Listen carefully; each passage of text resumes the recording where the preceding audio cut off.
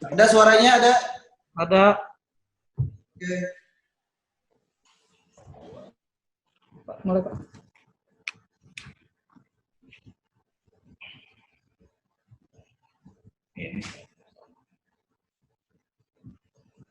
Kita mulai ya.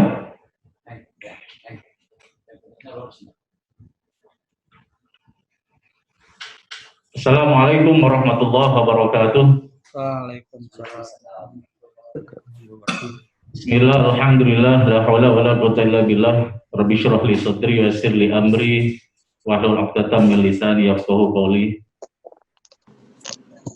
Bapak Ibu, para pembicara yang sudah standby untuk mengisi dialog publik fraksi Gerindra pada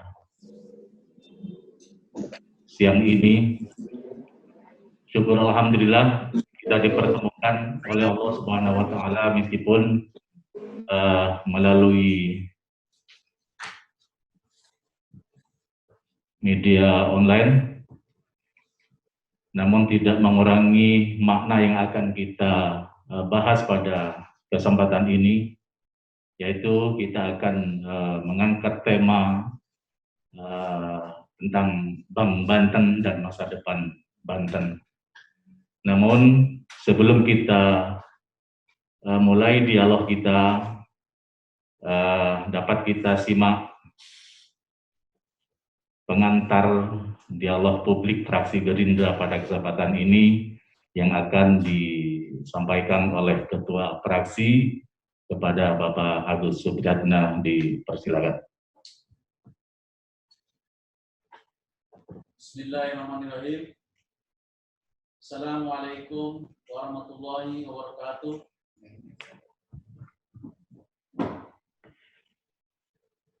Yang terhormat para pembicara,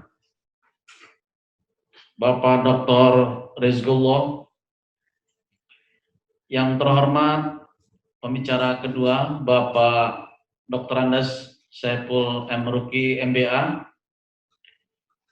Yang terhormat Bapak Haji Ade Hidayat, Wakil Ketua Komisi 3 DPRD Provinsi Banten dari fraksi Partai Gerindra. Yang terhormat Saudara Moderator Pak Muhammad Bahri. Yang terhormat para peserta diskusi fraksi Partai Gerindra yang saya hormati dan saya banggakan. Bapak Ibu sekalian, fraksi Partai Gerindra, di mana merupakan fraksi di DPRD Provinsi Banten, memiliki keinginan kuat untuk terlibat aktif dan juga memberikan kontribusi pada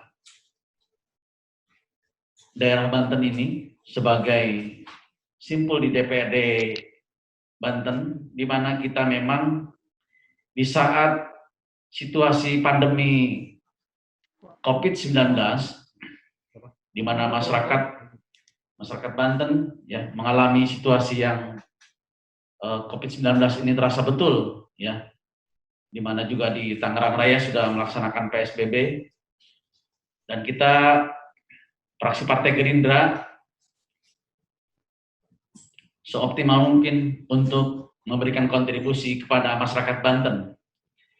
Nah, di saat situasi seperti ini, kita juga memang dengan adanya keputusan Gubernur nomor 580 terkait dengan pemindahan RKUD, rekening kas umum daerah Provinsi Banten, dari Bank Banten ke BJB ya. Lalu kemudian masyarakat melihat hal ini menjadi sesuatu dalam situasi yang panik, terutama para nasabah Bank Banten ya, terjadi rush money ya. Lalu kemudian kita merasakan bahwa Bank Banten ini merupakan salah satu aset salah satu aset dan kebanggaan bagi masyarakat Banten di mana kita memiliki Bank Banten. Sehingga dengan terjadinya ya MOU ya antara Gubernur Banten dan juga Gubernur Jawa Barat melakukan proses kegiatan itu, sehingga kita fraksi Gerindra ingin membedah terkait dengan kebijakan gubernur tersebut, baik itu dari aspek perbankan maupun dari aspek hukum perbankannya juga, sehingga kita ingin mendengar dan bagaimana memang sesungguhnya apa yang terjadi di Bank Banten ini, sehingga kita perlu melakukan diskusi dengan tema Bank Banten dan masa depan Banten. Sehingga dengan diskusi ini kita fraksi Partai Gerindra memberikan kontribusi bagi perkembangan Banten ini. Saya kira itu, terima kasih saudara moderator, mudah-mudahan kegiatan ini berjalan dengan lancar dan baik. Mohon maaf kalau ada kekurangan. Wabillahi taufiq wal hidayah. Assalamualaikum warahmatullahi wabarakatuh.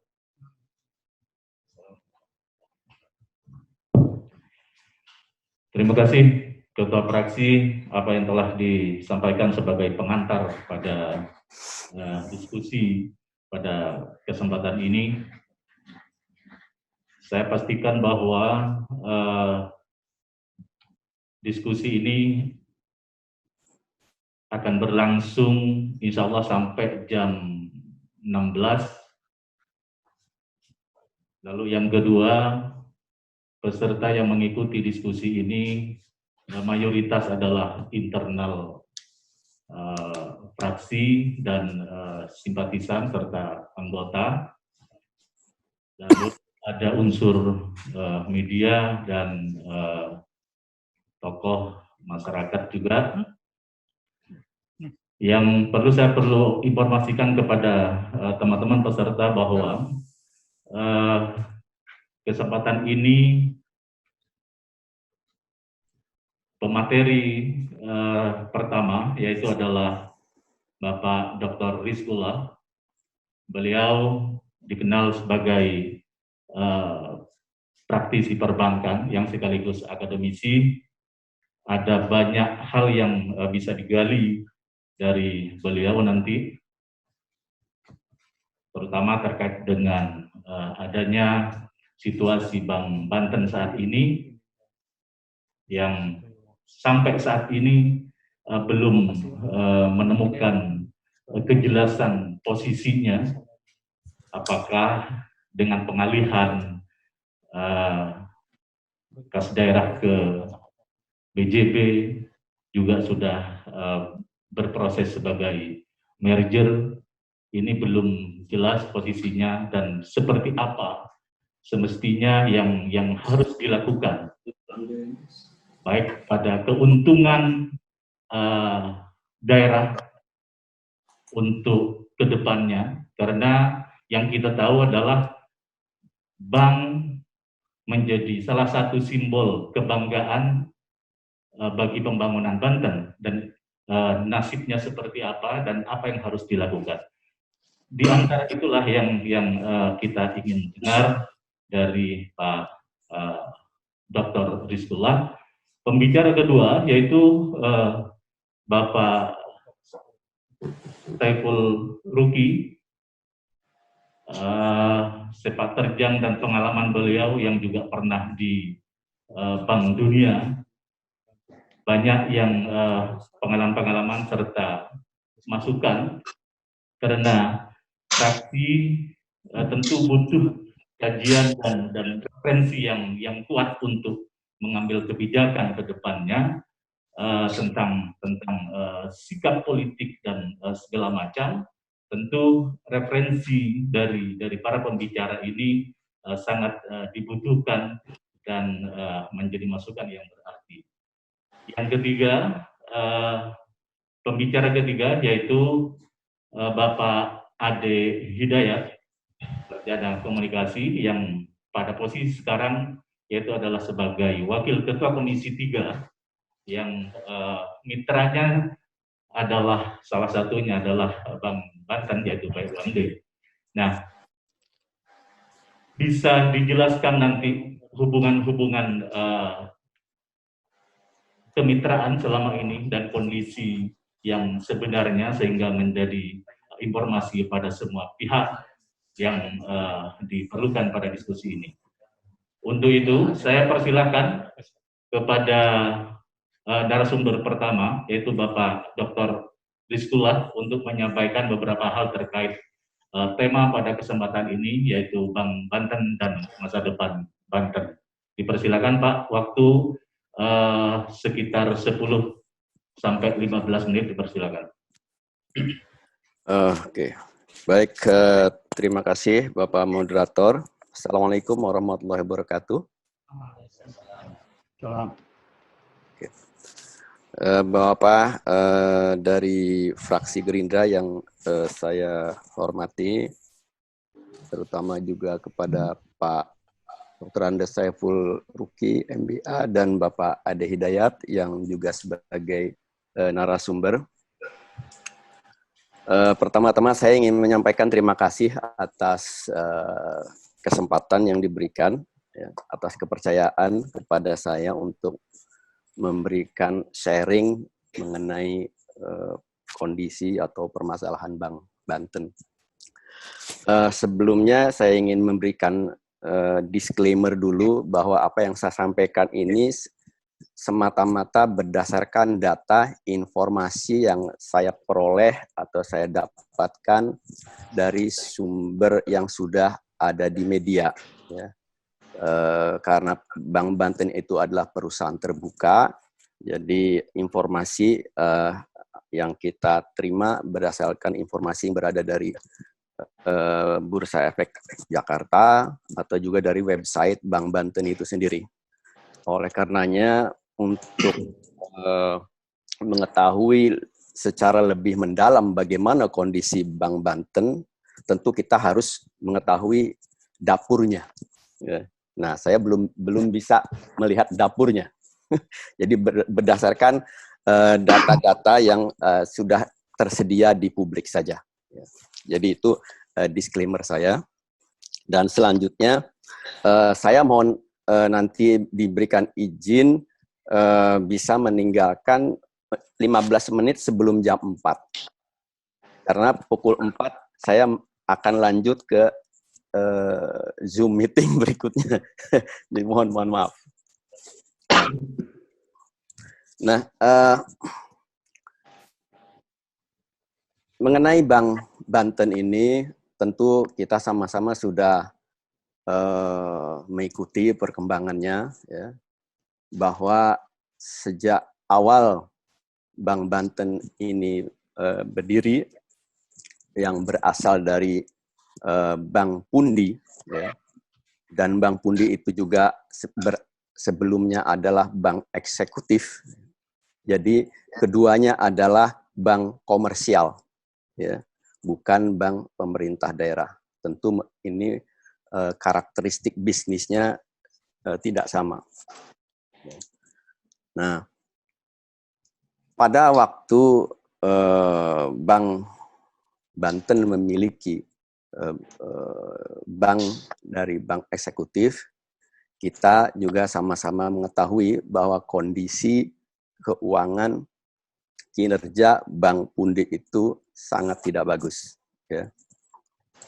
Salah satu indikator yang sangat penting saja bahwa bank ini sejak 2014 sampai 2015 dan pertengahan 16, ya, artinya menjelang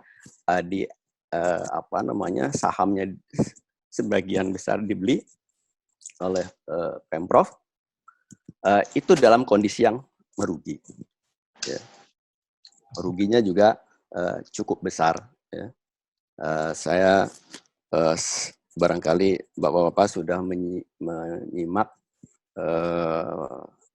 tulisan saya di medsos, itu pun semata-mata karena sebenarnya terpicu, ya, karena pemberitaan di media massa yang mengkhawatirkan, ya, karena adanya rush di masyarakat. Karena kalau bank itu sudah dirush oleh masyarakat,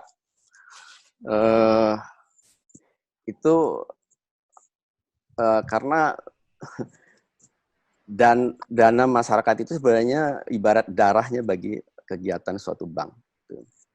Oleh karenanya saya sebagai orang Banten, lahir di Banten, kok merasa tergelitik juga untuk membuat tulisan itu yang mencoba memberikan pandangan yang dari berbagai segi. Ya.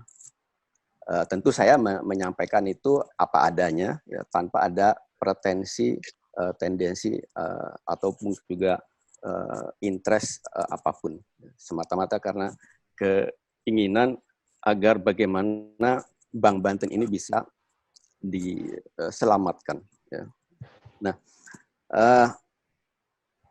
sampai dengan akhir 2016 itu Bank Banten yang baru berjalan beberapa bulan setelah berubah, ya, itu justru mengalami kerugian yang sangat besar, ya, 400 miliar. Ya, tahun sebelumnya sekitar 330 miliar. Nah, tetapi kerugian yang sangat besar ini sebenarnya kalau saya lihat indikator-indikatornya itu lebih banyak bawaan daripada ex Bank Bunda. Ya, karena Bank Banten itu kan atau Pemprov Banten itu kan sebenarnya memiliki kan baru beberapa bulan di penghujung tahun 2016 saja. Ya. Jadi sebenarnya itu bawaan dari ex Bank Pundi. Ya. Jadi dalam kondisi itu sampai dengan 2016 ya saya melihat manajemen tidak bisa berbuat banyak karena pasti akan fokus pada bagaimana pembenahan di organisasinya, ya, di bisnisnya, sehingga kurang cukup waktu untuk melakukan turnaround bisnis Bank Banten. Nah, tetapi setelah mulai tahun 2017, ya, 18 terutama gitu ya, itu nampak sekali ada upaya, ya, perbaikan, ya, walaupun memang masih merugi, tetapi kerugian itu masih sudah jauh berkurang, sudah lebih dari 50% kerugian itu sudah jauh berkurang. Ya. Juga indikator berupa efisiensi, ya. Efisiensi Bank Banten itu pada tahun 2017, ya, itu juga jauh lebih baik, walaupun masih tinggi, ya, karena kalau yang namanya rasio efisiensi yang digunakan indikator BOPO, ya, biaya operasional dibandingkan dengan pendapatan operasional sebagai indikator yang lazim digunakan di dunia perbankan, itu yang wajar itu antara 60 sampai 80%, sehingga ada sisa itu untuk keuntungan dan untuk yang lainnya. Tapi kalau biaya operasional sudah di atas 100%, itu berarti bank itu tidak bisa berbuat banyak. Itu. Nah, juga berikutnya bahwa Bank Banten ini masih tergantung kepada dana yang berbiaya mahal, yaitu dana deposito. Walaupun sudah ada dana kas daerah gitu ya, tetapi Bank Banten belum bisa mampu untuk menghimpun dana-dana dari masyarakat berupa tabungan. Karena tabungan ini salah satu dana yang berbiaya murah. Nah, oleh karena sebagian besar dana Bank Banten itu berasal dari dana mahal, maka pendapatan selisih bunganya juga mengecil, ya, mengecil. Tambah lagi kemudian masih cukup besar, ya, cukup signifikan kredit-kredit yang bermasalah, ya. Dan kredit bermasalah itu atau kita biasa menggunakan istilah non-performing loan, ya, ada asetnya, tetapi aset ini tidak menghasilkan, ya, sebagaimana yang seharusnya gitu, ya. Sehingga selisih bunga pendapat bunga yang diperoleh oleh Bank Banten ini ya sangat kecil, ya.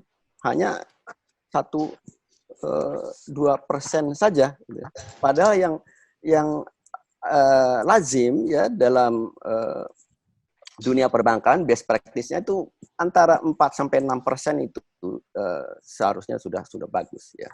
Nah, ini persoalan juga yang dihadapi oleh Bank Banten.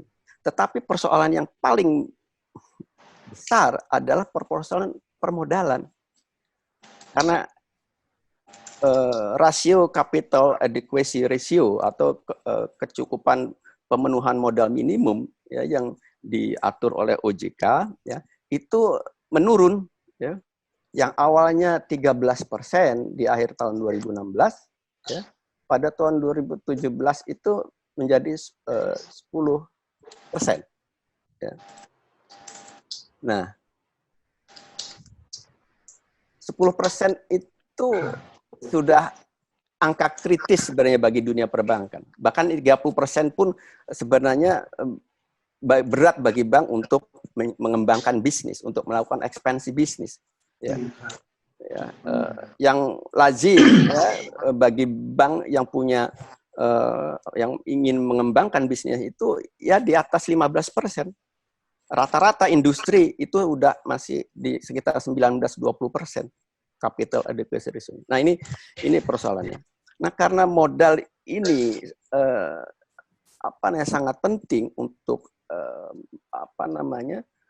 pengembangan bisnis, dalam hal ini pengembangan ekspansi kredit ya, karena kredit adalah sumber utama dari pendapatan bank, maka tentu ruang gerak Bank Banten menjadi sangat terbatas.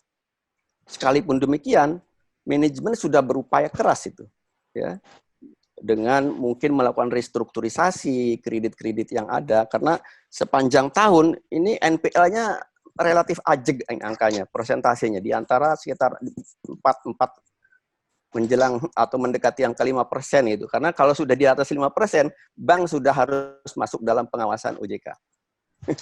Ya, sehingga berusaha. Tetapi selama saya perhatikan selama tahun 2014 ya, jadi 5 tahun itu tidak pernah di bawah 4%, bahkan tidak pernah di bawah 4,5%. Tinggi terus. Jadi ibarat kita kondisi badan di manusia itu demam terus gitu. Tetapi tetap survive hidup. Karena mungkin ada vitamin ya kan. Terus tapi suhu badannya tetap panas gitu. Ya. Nah, itu. Nah, oleh karena itu dari semua ini maka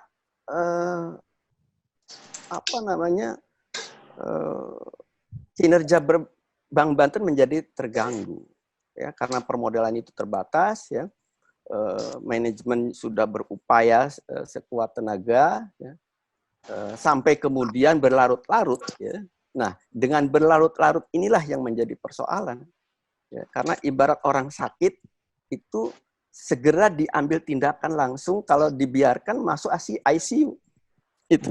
Itu gambaran sederhananya ya. Nah, sekarang Bank Banten sudah masuk ICU. Gitu. Tentu karena masuk ICU, penanganannya harus betul ekstrak. Ya. Hati. Nah, ini dengan adanya surat gubernur mengenai pengalihan dana kas daerah ke Bank BJB, itu bagi pelaku perbankan itu diartikan sebagai penarikan kepercayaan pemerintah daerah ya, kepada anaknya sendiri. Ya, ini sudah terjadi masalahnya selanjutnya, karena seperti tadi disampaikan oleh Pak Agus, sampai sekarang kita belum mendapatkan kejelasan status dari LOI dengan dengan Gubernur Jawa Barat. Dan artinya Pak Rizkullah, ya, situasi sekarang itu menjadi maklum karena memang proses dari awalnya situasinya ada penyakit bawaan, terus tentang permodalan dan segala macam. Kondisi seperti ini dapat dimaklumi, begitu bahasa lainnya yang bisa kita pahami? Begini, yang saya maklumi itu adalah sampai dengan 2016. Ya, karena rugi besar di 2016 itu sebenarnya bawaan dari Bank Pundi. Karena Bank Banten di situ kan hanya beberapa bulan saja. Tetapi 2017 ya, kan sudah melakukan perbaikan manajemen itu, tetapi modalnya kemudian menurun. Ya. Menurun ini karena apa? Karena ada kredit-kredit yang bermasalah, yang macet, yang kemudian dihapus buku. Nah, kemudian dihapus buku ini tentu akan menggerus laba. Lah, laba digerus, akhirnya nggak cukup, akhirnya menghit kepada modal. Sehingga akhirnya modal Bank Banten terus berkurang. Gitu. Nah, pada saat ada kebutuhan modal itu, seharusnya itu diambil tindakan penambahan modal. Gitu. Tidak dibiarkan. Gitu. Tidak dibiarkan. Nah, sekarang masalahnya kan karena dibiarkan berlarut-larut sampai 2 tahun. Bahkan di 3 tahun ini. 7, 8, 9, 3 tahun. Gitu. Ya kasihan manajemen, sangat berat dalam menjalankan bisnis Bank Banten ini dengan keterbatasan permodalan itu ya. Nah, tentu dari sisi manajemen saya juga melihat masih ada upaya yang belum optimal ya. Karena ya itu tadi belum bisa menghimpun dana-dana murah dari masyarakat ya. Jadi cost biaya dananya itu masih terlalu tinggi gitu. Di sisi lain masih banyak kredit-kredit yang dihapus buku terus gitu tiap tahun. Ya. Nah itu. Nah kemudian juga masih terlalu banyak cabang-cabang Bank Banten itu yang ada di luar wilayah Banten. Bahkan sampai ada yang ke Manado, Semarang, Denpasar. Untuk apa urusannya? Itu nggak ada gitu bagi kepentingan Bank Banten. Sehingga itu cabang-cabang yang begitu banyak itu karena memang itu ada ex-Bank Pundi ya. Bank Pundi itu memang strateginya waktu awal itu memang membuka cabang sebanyak-banyaknya di luar daerah gitu. Tapi seharusnya begitu diakuisisi, dibeli, ya Bank Banten melakukan konsolidasi dan kalau perlu merelokasi cabang-cabang yang ada di luar daerah Banten itu. Saya kira Banten sangat besar potensinya. Ya. Saya tuliskan di media itu dari Tangerang Cilegon itu berapa ratus perusahaan. Dewan Komisaris sendiri mengatakan bahwa UMKM di Banten itu ada sekitar 800-an ribu dan baru tergarap hanya 12% saja. Jadi belum maksimal upaya manajemen juga dalam memperbaiki keadaan Bank Banten. Nah, kembali kepada masalah LOI tadi, ya kalau saya melihat dari orang bank, ya tentu BJB itu juga tidak gegabah, gitu. Karena BJB juga bank terbuka, perusahaan terbuka, ya harus bertanggung jawab juga kepada pemegang sahamnya, gitu, publik, gitu. Dan pasti mereka akan melakukan due diligence. Nah, di due diligence inilah akan kelihatan semua ya, sampai sekecil-kecilnya apa persoalan permasalahan di Bank Banten itu sehingga masih demam terus gitu kan. Apakah memang kredit-kreditnya itu masih bawaan dari Bank Pundi ya kan yang bermasalah atau kredit-kredit yang saya tidak tahu. Ya, mungkin baru beberapa bulan kemudian bermasalah, misalnya kan. Ya saya tidak mau suuzon ya. Gitu. Tapi itu di dunia perbankan itu lazim begitu ya. Nah ini yang perlu didalami ya tentang kondisi bank. Tetapi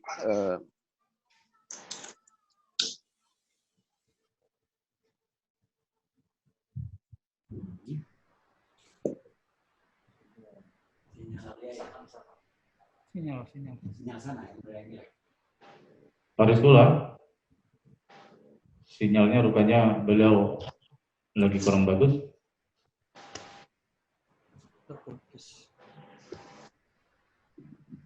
Pak Rizkula.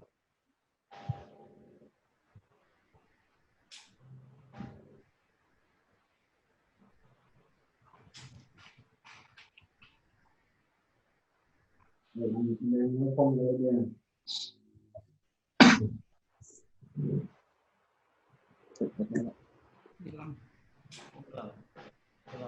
Hilang. Nyala. Halo, Pak Rizkula. Hilang, Pak. Pak Rizkula lagi mencoba untuk kembali karena terganggu sinyalnya. Tapi ada beberapa poin tadi yang kita bisa pahami yang disampaikan oleh beliau bahwa memang ada penyakit bawaan yang cukup parah dari bank manajemen sebelumnya, yaitu bank pundi. Ada persoalan permodalan yang tidak dilakukan. Halo, Pak Rizkula? Mohon maaf, kok tiba-tiba terputus ini. Ya, rupanya mungkin sinyal kurang bagus. Ya. Saya ingin menyampaikan karena sudah memasuki poin waktu akhir di sesi ini, Pak. Baik. Saya ingin menegaskan apa yang dimaksud Pak Rizkula tentang ketika penarikan kas daerah dipindahkan ke Bank BJB itu artinya bahwa memang pemerintah Provinsi Banten itu menarik kepercayaan. Oke. Apa yang dari situ, Pak Rizkula? Terima kasih. Ya, tentu kita harus sadari bahwa Bank Banten ini adalah bank daerah, bank BPD, ya kan? Nama liganya kan Bank Pembangunan Daerah Banten. Itu yang pertama. Kedua, mayoritas pemilik Bank Banten ini adalah Pemprov. Gitu. Ketiga, bahwa Pemprov memiliki bank ini tentu dengan maksud agar ya bisa memanfaatkan potensi bisnis di daerah Banten yang boleh jadi nanti Bank Banten ini bisa menjadi salah satu sumber PAD dari Provinsi Banten. Gitu. Ya. Tetapi dengan ditariknya dana kas daerah ya dari itu kan sama saja menarik uang yang ada di anaknya sendiri sebagai modalnya gitu. Padahal itu juga merupakan dana murah bagi Bank Banten. Giro kas daerah itu kan biayanya murah sekali bagi Bank Banten, itu sangat membantu. Dengan ditarik itu, ya, itu sangat berpengaruh, ya. Apalagi nanti kalau kita lihat nanti dia kerja profitabilitasnya. Gitu. Jadi ya bagaimana kita punya bank, tapi kita tidak mau menempatkan dana itu ke bank itu sendiri. Gitu. Ya. Lebih ke. Artinya langkah yang diambil oleh Pemprov ini justru langkah yang kontraproduktif untuk membangun eksistensi Bank Banten itu sendiri, Pak. Ya, secara bisnis iya. Ya, saya tidak tahu kalau ada pertimbangan lain. Ya kan, itu bukan kompetensi saya gitu. Tapi saya melihat hanya dari perspektif bisnis bank saja. Bank BPD maksud saya. BPD karena BPD khas gitu.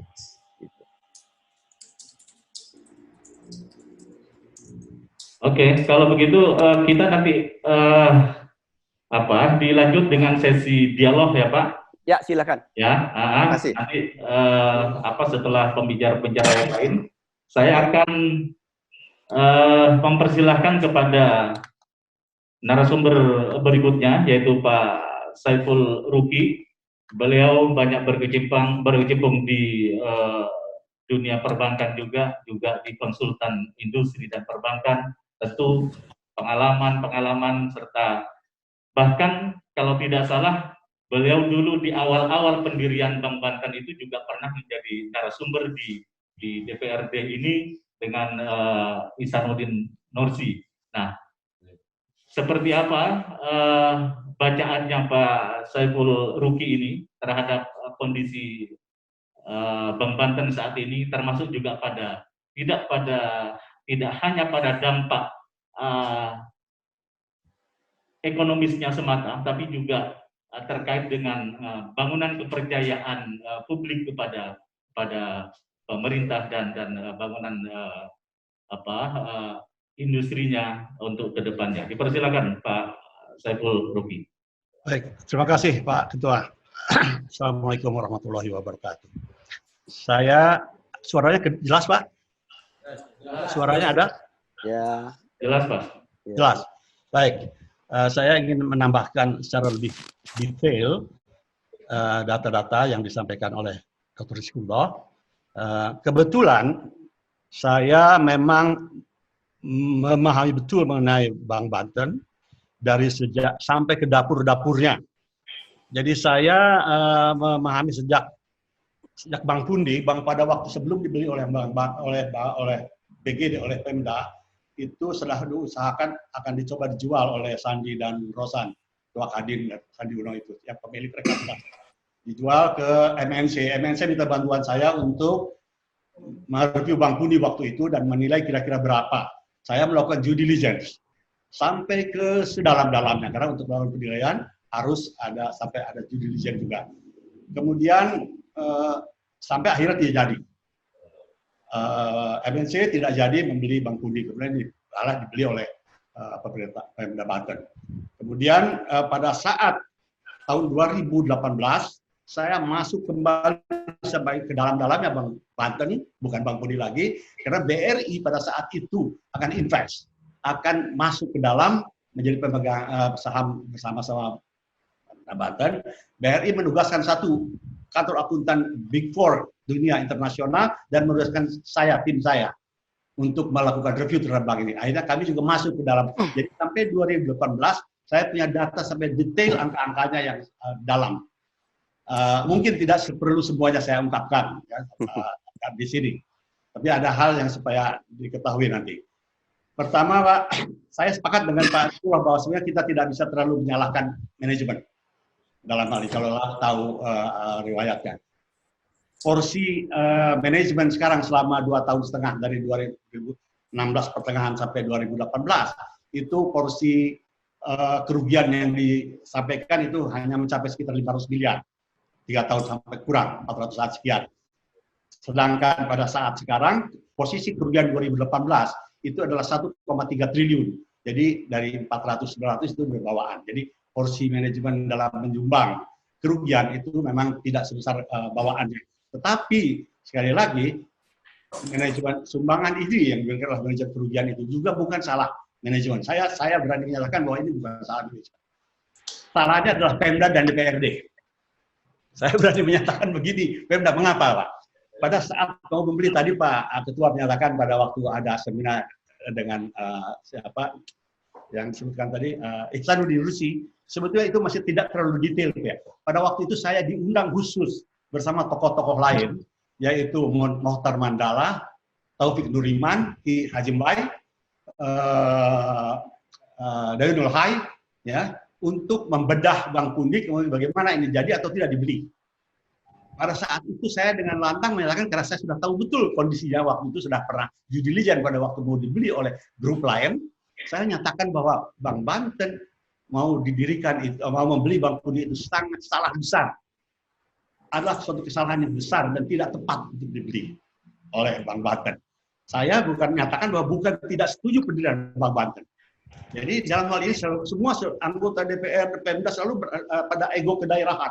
Bahwa sebagai Pemda, sebagai provinsi kita harus punya bank sendiri. Betul, setuju. Tapi cukup sampai di situ. Bahwa sebagai Pemda harus punya bank sendiri. Tapi bank yang bagaimana yang akan dibeli, bank yang bagaimana yang akan dikuasisi, bank bagaimana yang akan didirikan, dan sebagainya. Itu sudah lagi harus di stop, tidak lagi pertimbangan kebanggaan.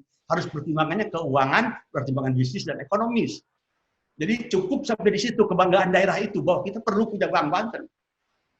Apakah Bank Banten yang bagaimana? Itu harus pertimbangan ekonomis, karena ada uang rakyat di situ. Saya nyatakan tidak bisa. Mengapa? Saya agak panjang ini nanti Pak ya.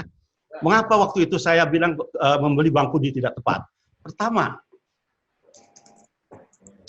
Bank Pundi memiliki, saya sudah sampaikan belak-belakan di situ, mempunyai NPL yang sangat besar, 1,5 triliun pada saat mau diambil oleh Pemda Banten.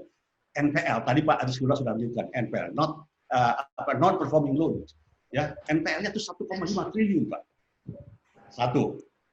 Yang kedua, Pak ya, setelah saya ngitung-hitung waktu itu, saya memperkirakan untuk bisa menyehatkan bank ini di luar dari 1,5 triliun NPL yang dibawa dari Bank Pundi dan Bank Eksekutif juga barangkali adalah perlu modal, perlu tambahan untuk kesehatan bank itu adalah sekitar 2 triliun. Pak Gubernur Wahidin dalam Peraturan Banten baru-baru ini menyatakan 2,8. Itu waktu itu saya bilang 2 triliun. Kenapa? Hitungan saya pada waktu itu ada ketentuan OJK cabang kecil itu perlu minimum 10 miliar, cabang yang besarnya adalah 20 miliar, cabang utama perlu berapa. Nah, itu dari sekian ratus cabang itu dihitung saya dia semua kekurangan modal dan dihitung perlu 2 triliun. Itu yang kedua, alasan kedua. Yang ketiga tadi Pak Reskulah sudah disebutkan, saya sudah sampaikan belak-belakan pada saat itu bahwa membeli Bank Pundi dengan sekian ratus cabang untuk mendirikan suatu bank provinsi itu tidak tepat. Karena terlalu cabang, banyak cabang itu sudah tidak tepat. Orang mendirikan, misalnya mau menyimpan uang di bank, itu Pak, satu karena tidak alasan emosional, karena satu daerah punya Banten, punya dan sebagainya. Dua, tentu karena keamanan, pelayanan, keamanan bank. Lah sekarang ada di Manado di sana, ngapain dia nyimpan uang di Manado?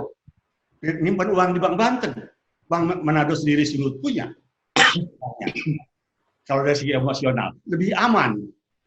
Keadaan polisi lebih baik setelah diambil lagi oleh para grup, oleh CT, oleh Syarif Tanjung. Ya, itu sudah lebih bagus. Di bank-bank mana juga punya daerah. Mereka mau apa kita ada cabang-cabang di situ. Jadi seharusnya waktu itu saya nyatakan kalau Bank Banten mau berdiri, konsentrasi ke daerah Jabodetabek, Banten, Jakarta, Depok, Bekasi, Bogor. Karena disitulah banyak berdiri orang-orang Banten di situ sekitar itu. Ya, kalau mau itu dan lagi pula bisa konsentrasi. Jadi itu 3 alasan yang saya. Kenapa kebijakan ini tidak tepat? Karena Pemda hanya punya uang 700 miliar. 700 miliar itu hanya untuk mengambil alih sahamnya Sandi dan Rosan. Kapital. Setelah diambil jadi milik mereka, lantas apa yang mau dikerjakan? Tidak ada uang, Pemda tidak menyediakan uang untuk kebutuhan tadi 2 triliun. Kemudian harus ada menyediakan istilahnya CKPN, cadangan kerugian penurunan nilai, CKPN. Ya. Setiap bank itu harus ada cadangan kerugian penurunan nilai. Kecukupan penurunan. Bagaimana? Cadangan kecukupan penurunan nilai. Penurunan nilai, ya. Cadangan kecukupan dan kerugian penurunan nilai. Istilah yang lain ada cadangan kerugian penurunan nilai atau cadangan kecukupan penurunan nilai. Nah, itu hanya bisa dilakukan kalau kita melakukan due diligence. Ya. Nah, kalau di due diligence saya yang terakhir pada waktu 2018, Pak, hasil dari suatu penilaian bank, siapapun yang menilai, apapun, setelah dapat dari proyeksi manajemen dan sebagainya, maka itu harus ada yang istilahnya disebut due diligence adjustment, penyesuaian terhadap due diligence. Hasil due diligence, Pak, itu menyatakan 1,2 triliun itu harus hapus hilang dari cadangan penurunan kerugian nilai. Ya, cadangan kecukupan penurunan nilai. 1,2 triliun itu hasil due diligence Big Four. Bukan saya, Pak. Kalau saya mah orang lokal, orang Banten, mungkin nggak dianggap. 1,2 triliun. Nah, kalau modalnya itu sekian, tadi hitung-hitung, maka waktu itu nilai saham Bank Banten itu sudah menjadi negatif. Dan karena ini berbentuk PT itu kan pertanggung jawabnya sampai dengan 0. Karena sebagai PT itu berarti sampai jumlah modal yang diserahkan. Maka nilainya itu 0. Oleh karena itu BRI itu mundur, Pak. Mundur. Setelah kami yang ditugasi dengan Big Four. Jadi itulah kondisinya. Nah, dengan demikian maka ini yang harus dilakukan adalah memang semua orang akan bilang bahwa ini harus dilakukan. Sekarang saya ingin perlihatkan performance yang sekarang ya, Pak ya. Saya singgung. Sekarang kita lihat di tahun 2018 non-performing loans yang bruto itu 5,1. Sebelumnya 5,9, memang ada perbaikan. Tapi secara nasional itu cuma 2,7, Pak. 2,7% NPL itu. Ya. Kemudian CAR atau tadi apa KPMM capital adequacy ratio bahasa Indonesia apa itu Pak Sekolah? Kecukupan modal, rasio kecukupan modal. Tadi Pak sudah disebutkan tahun 2018 sudah 9%. sebelumnya 10%. Tetapi rata-rata nasional sekarang itu 23%. Itu pernyataan BI bulan lalu. 23%. Jadi dia sudah rendah. Jadi kondisinya memang demikian. Nah, jadi apa yang disajikan, saya sudah sampaikan ke Pak Babai, posisi keuangan terakhir, bahwa itu adalah yang dilaporkan, belum yang off balance sheet. Off balance sheet itu hanya bisa tahu kalau kita melakukan due diligence, uji tuntas ke dalam. Sekali lagi, jadi satu lagi hal yang ini kan, ya cadangan itu tadi, warisan Bank Pundi, tadi Pak Rizkullah sudah nyebutkan, kalau warisan Bank Pundi masuk ke dalam sebagai NPL, maka NPL-nya menjadi 27,1%. 27,1%. Nasionalnya 2,7%. Sekarang bank yang sekarang yang tidak memasukkan warisan itu 5%. Nah, kemudian kurang catatnya itu ya, kurang CKPN ini, cadangan kecukupan penurunan nilai. Tahun 2018 waktu saya due diligence, itu karena tercatat ya, misalnya kredit tak tertagih Pak. Ini mohon maaf terbatas untuk bapak-bapak anggota DPR ya. Kredit tak tertagih pada saat itu, yang umurnya di atas 1 tahun sudah 347 M. Di atas 2 tahun 713 miliar, di atas 3 tahun 222, dan di atas sekarang tentu sudah bergerak setahun kemudian, jadi sudah tua lagi, sudah makin tua lagi, tidak tertagih. Jadi totalnya 1,2 T. Inilah yang harus hilang tanpa write off istilahnya, harus hilang. Ya. Jadi waktu itu Pak, saya waktu di awal, waktu di Ledian, waktu diundang itu, saya sudah sampaikan jangan beli. Saya diomong oleh TV. Juga saya diwawancara TV, diwawancara koran di sana, saya sampaikan di medsos. Saya bahkan sampai ancam class action kalau beli dengan harga lebih tinggi dari itu. Saya sudah sampaikan gitu. Akhirnya si penilainya itu datang ke saya, Pak, karena kebetulan murid saya menyatakan enggak sampai begitu dan sebagainya. Saya bilang saya akan class action Pemda. Nah, kenapa waktu saya anggap tadi di awal yang tanggung jawab Pemda dan fraksi Gerindra juga, karena pada saat itu diwakili adiknya Saiful Mujani itu Pak, ketua fraksi itu. Saya bilang jangan dibeli. Kalau bahasanya fraksi Gerindra menorehkan tinta emas untuk menolak pada saat itu di rapat paripurnanya, itu sudah menorehkan tinta emas, tapi kelihatan jadi tintanya sama saja tinta-tinta hitam semua. Karena semua setuju begitu ya. Jadi makanya saya bilang tadi, kalau Pak Rizkullah tadi ini saya bilang ya salah Pemda, karena harusnya tidak membeli Bank Pundi, tapi karena Rano mau run ke gubernur waktu itu, dan Ki baik saat itu waktu maju ya, supaya ada plus point, wah berdirilah Bank Banten. Sudah ada, karena katanya memang sudah ada perdanya, sudah ada RJPM di Pergabungan Menengah, tapi kan itu semua bisa ditunda daripada hilang uang seperti sekarang. Nah itulah kondisi-kondisi yang sekarang Pak. Nah kalau itu sekarang jadi kondisinya sudah sangat sekarat. Saya saya hanya membaca LOI malah di tulisannya Dr. Rizkullah. Jadi saya tidak tahu betul tentang rencananya dengan Pemda Banten. Jadi saya belum bisa memberikan komentar banyak. Bagaimana rencananya, mau apa sih sebetulnya? Ya. Tetapi itu jelas kita tidak bisa. Sekarang itu sudah jelas kalau secara normatif semua akan bilang itu harus direstrukturisasi, harus ditambah modal, harus apa dan sebagainya. Itu normatif. Itu suatu perusahaan yang dalam keadaan itu memang harus dilakukan demikian, perusahaan apapun. Oleh karena itu saya sih menyarankan baiknya dibentuk suatu tim independen profesional untuk mengkaji dan menyampaikan gagasan masuk ke dalam yang lebih besar. Kalau kita dari pengamat ini, baik Dr. Rizkullah maupun saya, dengan sekarang tentu baru lebih bersifat normatif. Ya. Karena sekarang harus dikaji oleh Banten, oleh Pemda. Mau go atau mau likuidasi, mau dimatikan. Berapa harga yang harus dibayar untuk go? Berapa harga yang harus dibayar untuk likuidasi? Berapa harga yang harus dibayar karena kebanggaan itu melorot? Ya? Berapa harus dibayar untuk kalau karena dimatikan itu dan rugi uang yang demikian. Kalau kemudian kalau harus go, berapa yang harus disediakan uang? Tadi sudah disebutkan kurang lebih sekitar 3 triliun. Pak Gubernur Wahidin Halim sendiri yang menyebutkan 2,8 di dalam harian Radar Banten kalau tidak salah. Jadi, nah apakah Pemda sekarang punya uang untuk menyediakan itu? Apakah orang tadi ditawarkan ke BJB? Saya nggak yakin BJB mau. BRI sudah mundur, yang lebih kaya, lebih ada kewajiban-kewajiban moral, karena dia ada UMKM, bidang istilahnya, itu dihimbaunya. BRI aja mundur. Makanya BJB mungkin ada kewajiban moralnya karena dulu sama-sama dengan Banten. Saya tidak tahu, karena saya tidak melihat itu apa ya. Itulah kondisi yang sekarang sebenarnya Pak. Nanti kita berdasarkan diskusi saja. Tapi saya sampaikan secara detail. Jadi sebetulnya saya punya data lebih lengkap lagi, tapi tidak perlu saya ungkap karena saya juga terikat pada NDA, Non-Disclosure Agreement. Tapi ini hanya karena bapak-bapak anggota wakil rakyat ya saya perlu sampaikan hal yang besar. Jadi demikian Pak dari saya. Kondisinya sekarang itu bagaimana? Untuk selanjutnya kita lebih baik diskusi saja. Silakan Pak. Terima kasih Pak Saiful Ruki. Ada beberapa hal yang beliau sampaikan.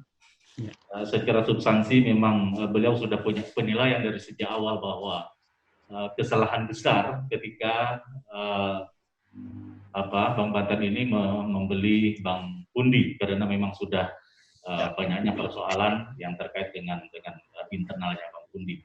Yang kedua, ada yang menarik di sini, sebuah rekomendasi yang harus dilakukan dari Pak Saiful Ruki, yaitu tentang pentingnya dibentuk tim independen untuk mengkaji tentang masa depan Bank Banten, apakah tetap eksis atau dilikuidasi.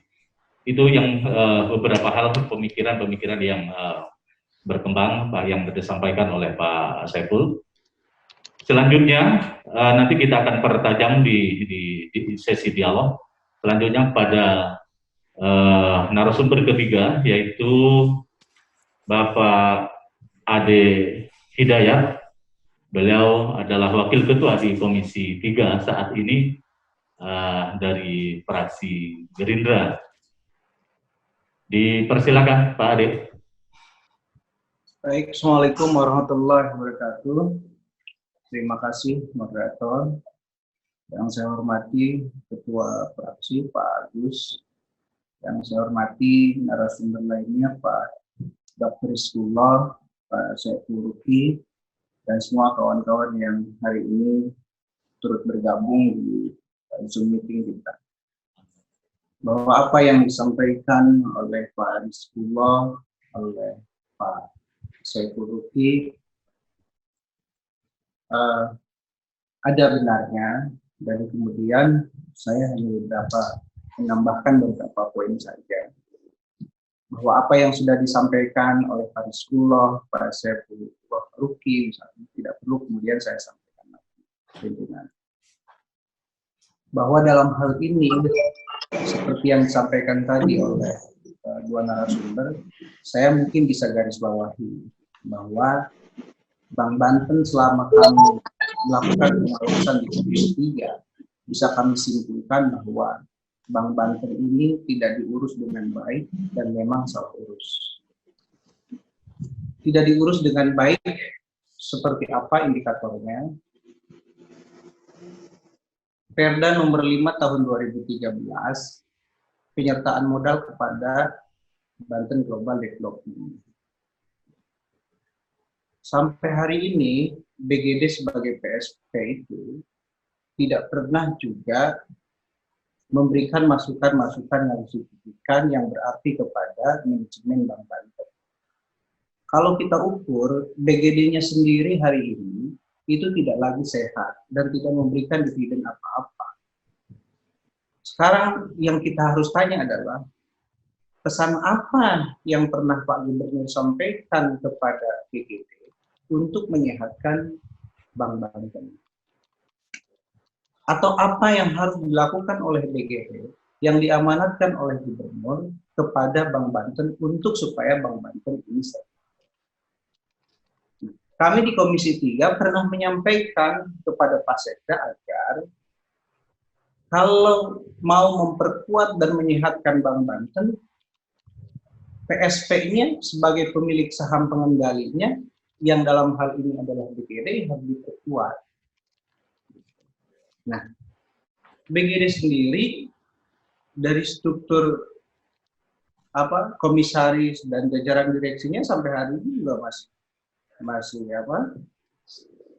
masih pejabat sementara semua. Maka kami bisa simpulkan bahwa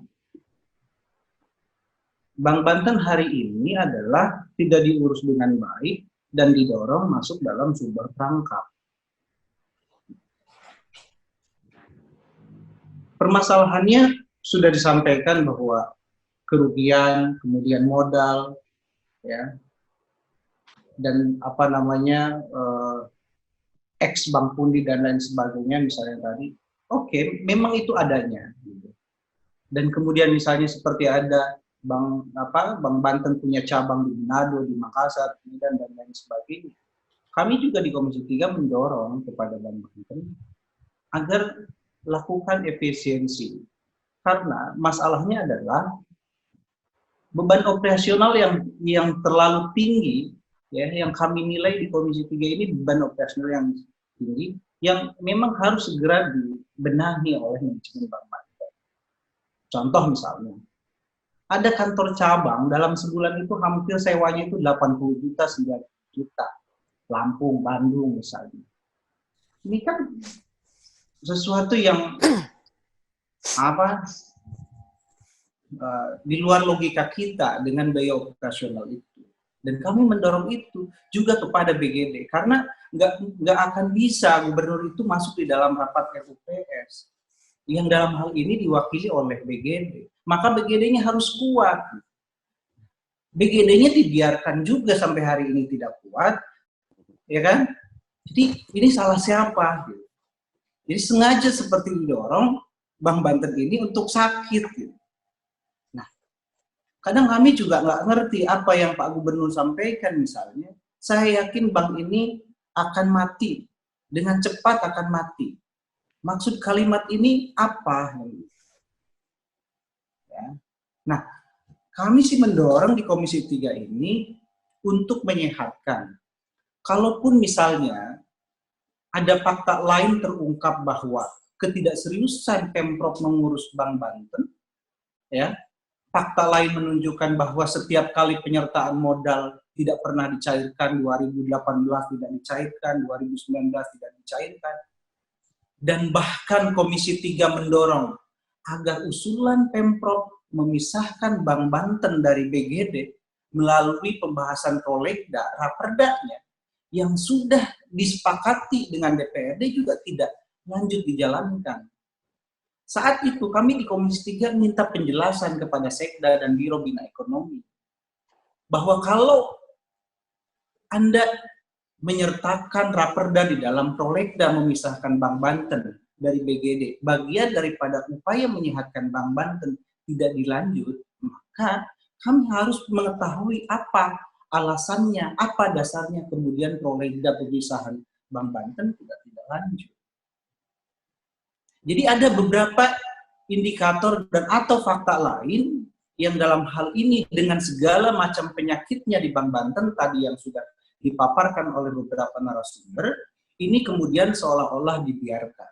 Saya dalam hal ini meminta kepada BGD selaku pengendali, pemilik saham pengendali, maka harus hadir memberikan upaya atau kemudian kebijakan-kebijakan apa yang harus dilakukan oleh Bank Banten, karena posisinya gubernur nggak bisa masuk di dalam rapat RUPS, harus BGD dalam hal ini. Nah, dari beberapa kali fakta yang kemudian Banten misalnya tidak berpihak kepada Bank Banten misalnya, dengan tadi penyertaan modal yang beberapa kali batal, gagal, dan lain sebagainya, ya, juga tidak pernah terungkap alasannya bahwa KPK tidak memberikan izin untuk penyertaan modal dan lain sebagainya. Kami di Komisi 3 tidak pernah juga menerima pembahasan yang secara menyeluruh misalnya, atau ada rekomendasi apa, atau ada fakta apa yang bisa disodorkan kepada Komisi 3. Tapi kami tidak pernah menerima penjelasan itu. Yang tidak boleh kemudian bahwa penyertaan modal itu misalnya dilakukan.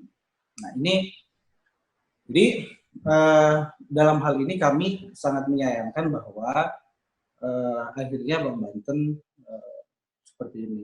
Kira-kira itu sebagai pembuka. Sebelum saya persilakan pada teman-teman untuk menanggapi dan sharing, saya mendalami sedikit Pak Ade tentang bahwa BGD dibiarkan tidak kuat sehingga dalam merawat Bank Banten ini menjadi tidak baik. Apa rekomendasi atau kajian serta ataupun bacaan dari Komisi 3 yang direkomendasikan dalam diskusi kemitraan di Komisi 3 terhadap penguatan BGD itu sendiri? Buat saya, Ya. baik. Kami meminta kepada BGD untuk lebih dalam, lebih seksama tentang masalah-masalah yang menyebabkan Bank Banten merugi. Di luar tahun 2015-2016 sebesar hampir 331 miliar misalnya. Kami minta kepada BGD untuk melakukan pendalaman. Faktor apa, hal-hal apa saja yang kemudian bank ini merugi. Tapi karena kemudian BGD-nya sendiri tidak sehat, misalnya begitu, lantas apa yang harus bisa dilakukan oleh BGD untuk bisa mendalami masalah-masalah kerugian itu? Salah satu di antaranya terungkap oleh Komisi 3 adalah beban biaya operasional yang terlalu tinggi. Salah satu contohnya adalah sewa kantor misalnya. Di beberapa cabang lainnya yang hampir sebulan itu 90 juta, 80 juta. Ini kan angka yang tidak logis.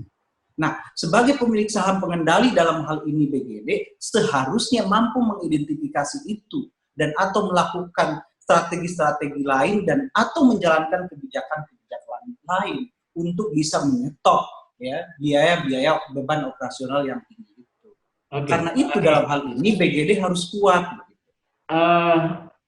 Poinnya maksud saya, yang dimaksud BGD tidak sehat itu apa? Apa yang terjadi? Indikatornya apa? BGD-nya yang tidak sehat. BGD yang tidak sehat indikatornya adalah, ini kan BGD tidak hanya mengurusi bisnis di Bank Banten saja. Ada saham-saham lain Provinsi Banten di BCB, ada saham-saham lain Provinsi Banten di Bank Syariah BCB misalnya. Ya. Bagaimana akan bisa menjalankan bisnis yang kuat dan mengurusi bisnis yang besar begitu ketika kebijakan-kebijakan tidak bisa diambil oleh jajaran direksi dan komisaris. Kenapa? Karena jajaran direksi dan komisaris BGD adalah pejabat sementara semua. Itu salah satu contoh. Gitu.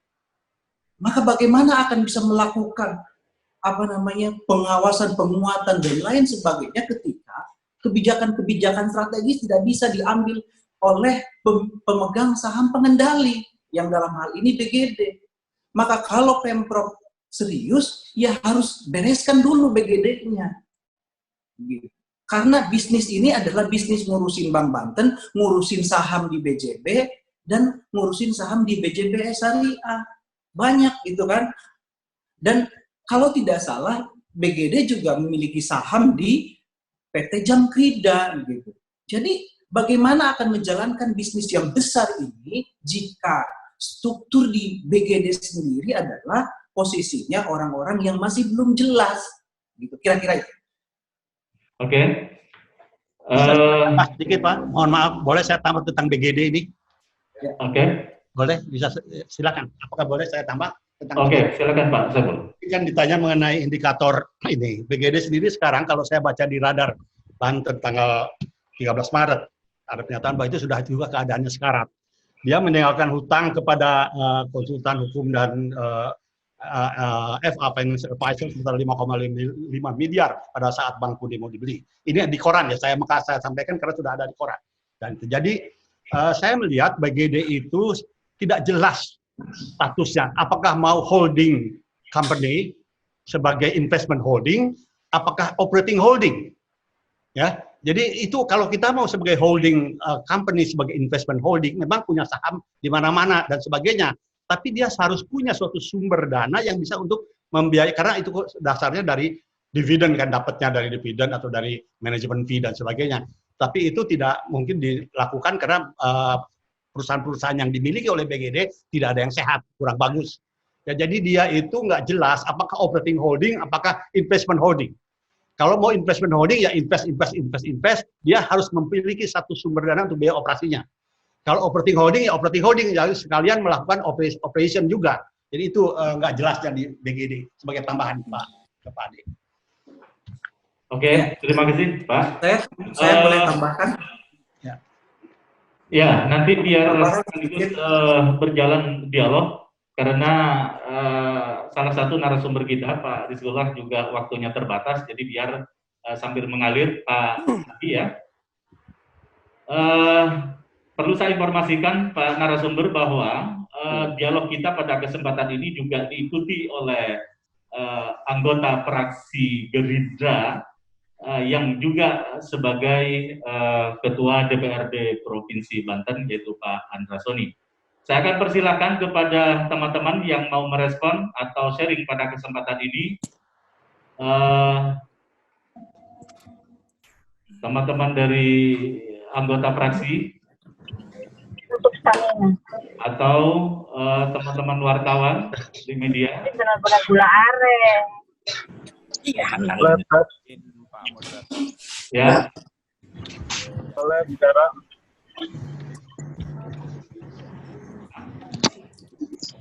Assalamualaikum. Halo. Halo. Mana dulu yang diambil? Assalamualaikum. Saya persilakan. Anggota fraksi. Ya.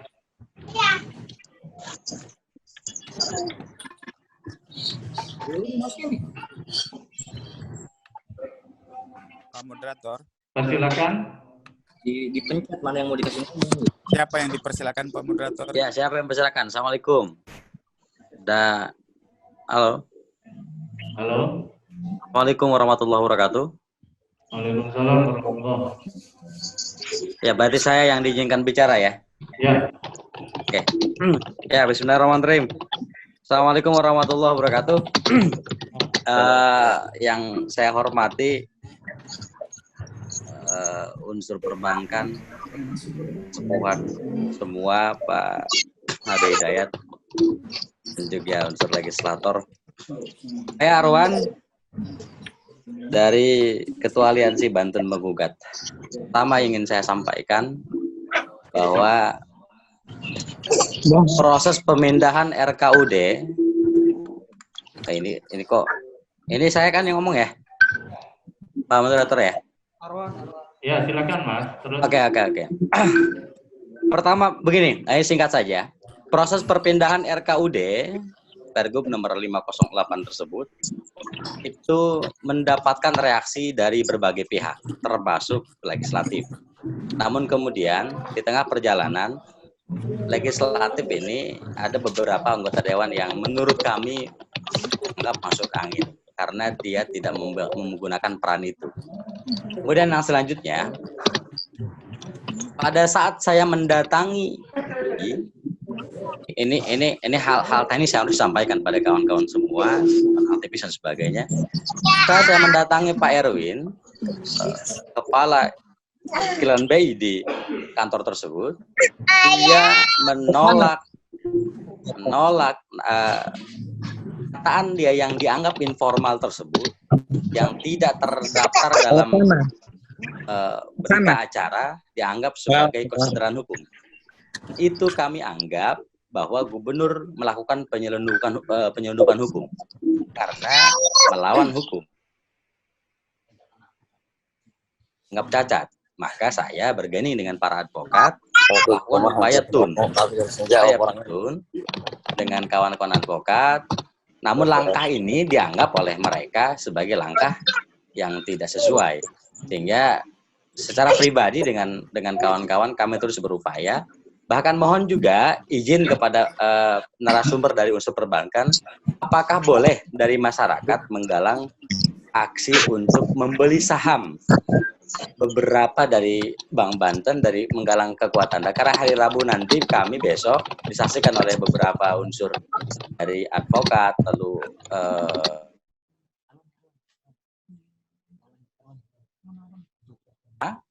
dengan nama nanti yang kita sepakati bersama besok, apakah nanti ini akan menjadi salah satu galang cinta untuk menumbuh kembangkan trust kepercayaan masyarakat. Karena hingga detik ini, prediksi jika lihat dari kajian berkali-kali, Juli saja ini Bank Banten akan mati. Dan kemudian mimpi kita memiliki bank daerah ini harus terjadi 20 tahun kemudian sesuai dengan aturan dari OJK. Maka ini mohon dijawab, apakah nanti kami melakukan penggalangan dana ini juga diwenangkan oleh hukum pertama. Yang kedua, bagaimana peran Dewan? Apakah hanya dari praksi-praksi yang notabene melawan kekuasaan saja? Bagaimana dengan Golkar? Bagaimana dengan Demokrat? Ini harus terbuka secara umum bahwa apa yang dilakukan oleh Wahidin ini dilakukan sendiri dengan gaya sendiri, tidak melakukan upaya karena dia adalah PSPT bukan nasabah. Itu sementara moderator, terima kasih. Assalamualaikum warahmatullahi wabarakatuh. Dua hal yang menjadi pertanyaan tentang rencana aksi membeli saham, apakah dibolehkan, itu terkait dengan aturan dan segala macam dalam rangka mengembalikan trust masyarakat. Yang kedua tentang peran Dewan dalam menyikapi ini. Tentu saya persilakan untuk penanya berikutnya, jadi biar nanti sekaligus.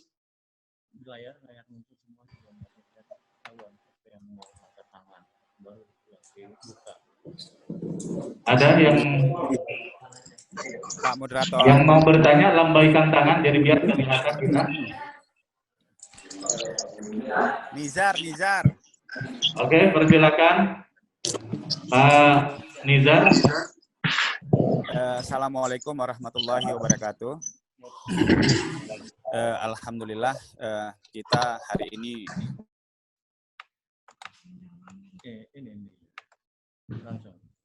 kesehatan. Baik, saya langsung saja ingin menanggapi beberapa hal. Pertama, tadi kita tahu semua bahwa periodisasi Bank Banten ini dimulai oleh terjadi pada dua rezim. Pertama adalah rezim sebelumnya yang melakukan pembelian terhadap Bank Pundi menjadi Bank Banten. Terus rezim sekarang adalah rezim yang menjadikan Bank Banten rasanya di ujung tanduk begitu.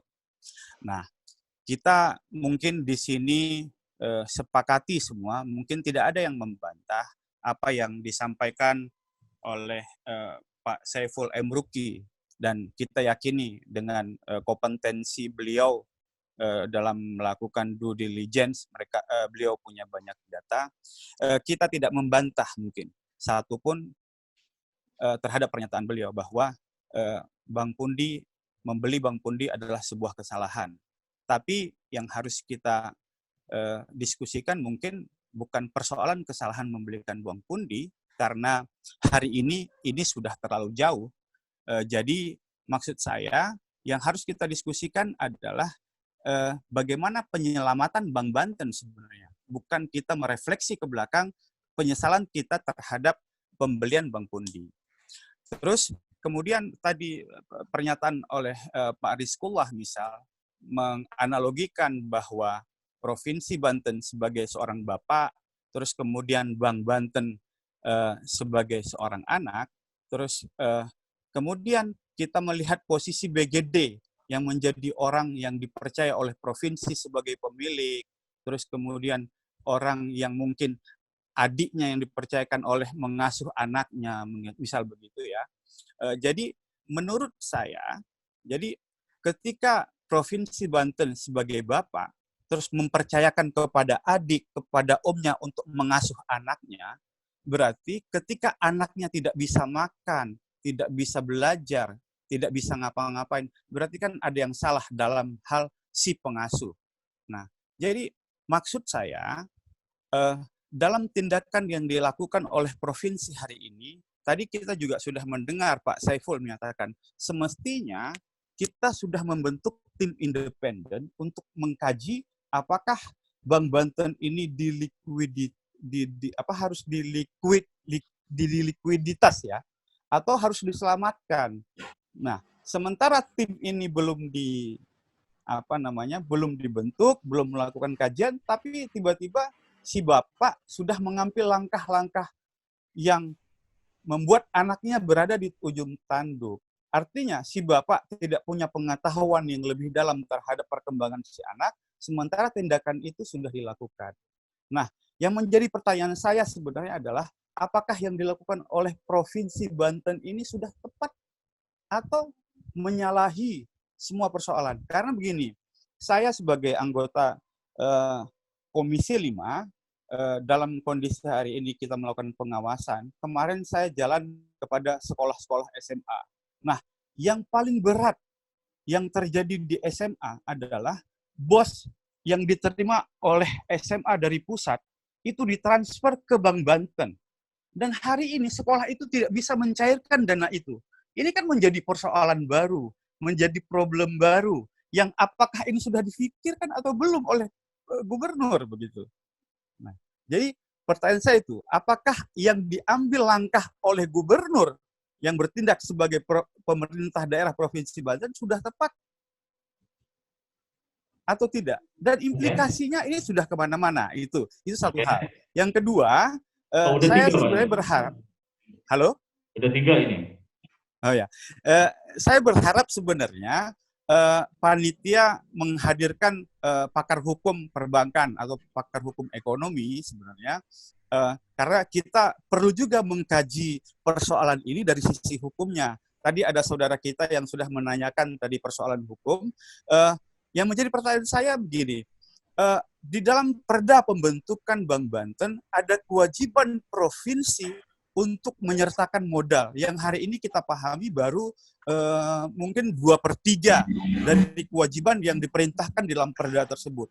Nah, ketika pemerintah provinsi tidak melakukan amanat dari perda tersebut, apakah ini bukan merupakan PMH, gitu, perbuatan melawan hukum yang sudah ditentukan oleh peraturan daerah? Nah, ini ini saja pertanyaan yang saya ingin tanyakan sebagai bahan diskusi kita. Terima kasih moderator. Assalamualaikum warahmatullahi wabarakatuh. Waalaikumsalam warahmatullahi wabarakatuh. Izin moderator. Ya. Cuma mau bertanya. Saya batasi dulu dengan 2 penanya karena memang pertanyaannya banyak. Ini terkait dengan waktunya Pak Rizkullah yang terbatas sampai di 4:30. Beliau ada 3:30 karena beliau ada acara di tempat lain. Saya persilakan Pak Rizkullah untuk menanggapi pertanyaan tadi terkait dengan aksi membeli saham termasuk juga. Baik. Terima kasih. Mengenai aksi membeli saham, ya pada dasarnya sih bisa, tidak ada masalah. Ya bisa aja masyarakat membeli saham, apalagi Bank Banten ini kan perusahaan terbuka, sahamnya sudah tercatat di Bursa Efek Jakarta, jadi tidak ada masalah. Ya bisa dibeli itu saham-saham yang ada terdaftar di Bursa Efek itu. Bisa juga berdialog atau bertemu dengan manajemen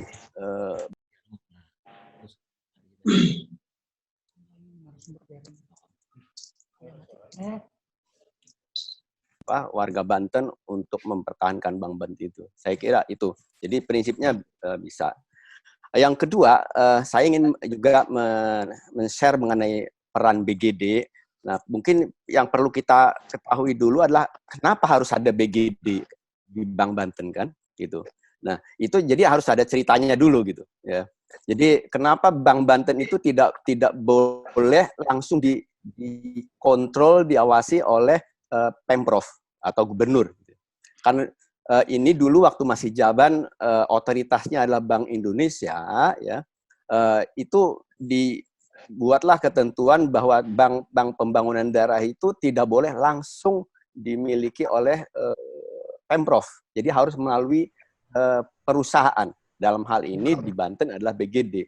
Nah, kenapa demikian? Karena di sebelum-sebelumnya, ya di zaman-zaman dahulu begitu, terlalu banyak dan terlalu besar intervensi, ya, kekuasaan kepada operasional bank daerah gitu. Nah, ini sebenarnya adanya BGD atau perusahaan antara ini sebenarnya untuk menghilangkan intervensi birokrat. Gitu. Nah, cuman persoalannya mungkin bagaimana BGD-nya. Saya kira itu yang memang perlu dikaji lebih lanjut ya. Dan saya melihat juga BGD terlalu banyak anak perusahaannya gitu ya, sehingga tidak fokus. Belum lagi kemudian profesionalismenya gitu ya. Tetapi yang lebih penting sebenarnya dalam ini karena bank itu sudah ada manajemennya, ada direksinya, ada dewan komisarisnya. Nah, seharusnya dua organ inilah yang sepenuhnya lebih concern dan bertanggung jawab gitu. Karena BGD lebih kepada pemilik saja gitu ya. Itu. Nah, kemudian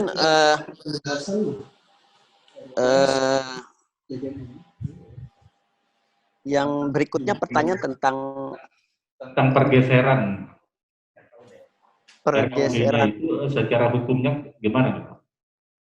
Meskipun Pak Rizkullah memang tidak pada pakar hukumnya, tapi bisa ngasih mohon maaf, pergeseran tentang dana Pemda ke dana Pemda. Ya, sebenarnya kalau saya melihat dari aspek ini bisnisnya saja ya, karena itu kan berarti bentuk dari ketidakpercayaan dilihat oleh investor gitu. Lah, investor kan akan melihat, lah kalau yang punyanya aja menarik duitnya, lah terus ngapain saya masuk ke situ gitu. Ya kan? Itu. Oke.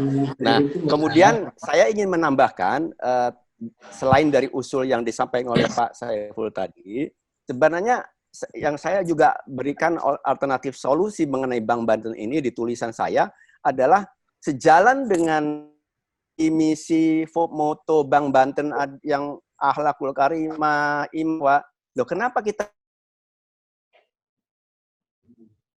itu yang lebih pas untuk Banten sebagai daerah yang religius. Nah, kenapa saya usulkan Bank Syariah? Karena Bank Syariah itu kebutuhan modalnya itu kecil, relatif kecil ketimbang bank umum, termasuk BPD gitu. Dan kebijakan-kebijakan dari otoritas ya itu lebih lenient ya, lebih rileks ya kepada Bank Syariah. Dan sekarang kondisi yang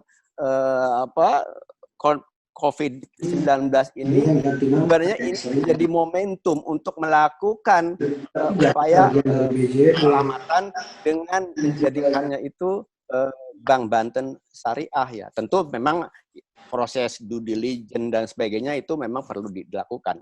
Tetapi harus ada gambaran besarnya mau dikemanain, mau diapain ini Bank Banten gitu. Ya jelas kalau dengan situasi sekarang Pak Rizkullah, dengan situasi Bank Banten sekarang, kalau Pak Rizkullah tadi merekomendasikan menjadi bank syariah, itu sangat mungkin. Ya, bukan sangat mungkin, ini kan kita kan mencari berbagai alternatif. Kita kan mencari berbagai alternatif ya kan, solusi. Nah, saya melihat daripada kepentingan kepentingan Banten, masyarakat Banten ya kan, dan kita ini orang Islam loh ya. Undang-undang perbankan syariah sudah ada gitu, sudah tidak berlaku lagi perbankan konvensional dalam sudut pandang ajaran Islam karena sudah bukan lagi darurat gitu ya. Ya kita harus mendorong itu gitu. Ya. Kalau karena saya terus terang 20 tahun di perbankan konvensional, 17 tahun di perbankan syariah ya. Jadi hijrah lah gitu ya. Dan itu saya bisa juga melihat perbedaannya ya dari dua industri ini. Tetapi lebih kepada bagaimana kita sebagai Muslim, seorang Muslim juga ikut mewujudkan tanggung jawab kita untuk memberikan kesempatan kepada masyarakat untuk juga melaksanakan transaksi muamalahnya secara syariah, sehingga Islamnya ya Islam kafah gitu. Ya tentu akan diskusi, akan ada perdebatan bagaimana bank syariah dan seterusnya, ya itu soal lain lah. Ya. Artinya bank syariah itu rekomendasi Pak Rizkullah itu dengan kondisi dan kultur masyarakat Banten kan begitu? Ya, dan juga dalam rangka penyelamatan itu dibutuhkan effort yang tidak seberat kalau masih di bank konvensional seperti yang sekarang. Seperti tadi dikatakan Pak Saiful, butuh tambahan modal itu kekurangan karena kredit macet dan sebagainya itu mencapai 3 triliun. Nah, barangkali dengan dikonversinya menjadi bank syariah tidak sampai 3 triliun gitu. Karena kebutuhan modal bank syariah itu tidak sama atau lebih kecil dari bank konvensional. Demikian, Pak. Oke. Terima kasih Pak Rizullah. Saya persilakan Pak Saiful Ruki untuk menanggapi. Baik, terima kasih. Ada 3 poin. Yang pertama yang poin yang mengenai mau galang dana untuk beli saham. Hati-hati Pak. Ini mau beli saham Bank Banten memang boleh-boleh aja seperti kabar Rizullah. Tapi yang mau dibeli itu bank milik siapa? Kalau di pasar modal yang dapat uangnya itu adalah para pemilik itu yang sekarang itu justru ingin dibeli dengan harga berapapun.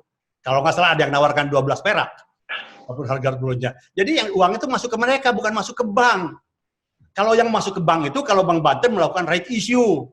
Tetapi itu tentu prosedurnya susah, lama, harus ada persetujuan independen investor, independen pemilik pegang saham independen, yang persen dan mereka punya hak lebih dahulu, AMETD. Jadi kalau janganlah, nggak percuma buat beli saham. Karena beli sahamnya bukan masuk ke bukan beli saham kepada perorangan, tidak. Kita galang dana untuk melakukan pasar bebas kan ini sudah terjadi. Kita beli saham bukan dari saham-saham perorangan. Kita sudah sepakat itu Rabu kita sudah lakukan komunikasi. Beli saham siapa Pak? Saham yang secara umum di luar. Ya, di luar itu milik, sekarang itu saham itu miliknya tuh hanya punya yang umum di bursa dan yang dipegang oleh Pemda Banten. Kalau dia hanya 2 itu, ya, posisi pemilik terakhir di tahun 2018 itu kepemilikan itu hanya 2, umum 49%, Pemda Banten 51%. Siapapun pemilik manapun saham yang mau dibeli, uang itu masuk ke pemilik. Oke. Sarannya saja bagaimana untuk sebagai informasi bahwa Bank Banten Februari kemarin itu sudah melakukan RUPS luar biasa. Nah, di Februari dan sudah Bank Banten ini sedang melakukan right issue. Tiba-tiba kemudian 2012 betul. Ada penarikan RKUD. Sebenarnya sedang berjalan proses right issue-nya. Kalau membeli right issue saya katakan tadi betul. Sedang melaksanakan right issue. Masuk ke tiba-tiba kemudian Pak Ali dulu Pak Saiful menjelaskan. Ya, baik, saya teruskan. Jadi, kalau galang dana membantu, lebih uangnya disimpan di bank sebagai apa? Nah, itu yang bisa digunakan oleh bank sebagai tabungan atau sebagai apa? Untuk membantu penyelamatan modal bank. Gitu ya, bukan membeli saham. Ini saya untuk demi menyelamatkan saham yang dana yang digalang itu juga sebetulnya. Itu satu komentar saya. Bukan nggak boleh, itu semangatnya sangat bagus. Tapi hati-hati karena itu nanti bisa hilang. Kecuali right issue tadi itu pun juga belum tentu bisa selamat. Kemudian kedua mengenai mengomentari sebaiknya kita tidak melihat refleksi ke belakang, tapi melihatnya ke depan. Saya sangat setuju apa yang saya sampaikan melihat refleksi ke belakang itu, karena yang dialami sekarang oleh Bank Banten itu sebetulnya bawaan itu juga. Jadi kalau mau menyelamatkan ke depan ya harus tahu ini, harus dilihat refleksi ke belakang. Jadi bukan berarti harus melihat ke belakang menyalahkan, tidak. Saya hanya untuk menggambarkan kondisi Bank Banten itu terbawa, seperti Pak Dr. Rizullah bilang itu bawaan. Jadi sudah bawaan begitu, jadi itulah bawaannya yang saya uraikan tadi. Jadi bukan berarti harus hanya melihat ke belakang. Yang kedua, ketiga mengenai pergeseran. Memang saya bukan ahli hukum, tapi saya bisa memahami gubernur mungkin si Malakama ini. Karena dia, saya tidak tahu persis ya, saya hanya mendengar itu. Karena kalau di sana terus, mungkin keamanannya juga tidak tahu dia harusnya tahu sebagai pemilik. Kemudian sedangkan sementara itu uang itu perlu digunakan kepentingan apa yang lebih mendesak. Saya tidak bisa komentar mengenai itu. Nah, mengenai usul Bank Syariah, saya mendukung sebetulnya. Karena dari awal pada waktu saya diundang oleh ketua-ketua fraksi dan DPRD Banten untuk membahas pembelian Bank Pundi, saya bilang, saya usul waktu itu kenapa tidak BJB Syariah yang diakuisisi, bukan Bank Pundi. Itu satu solusi yang saya tawarkan. Yang kedua ada solusi lain. Jadi sebetulnya 2 roadmap yang saya sarankan waktu itu mengakuisisi Bank Syariah, BJB Syariah.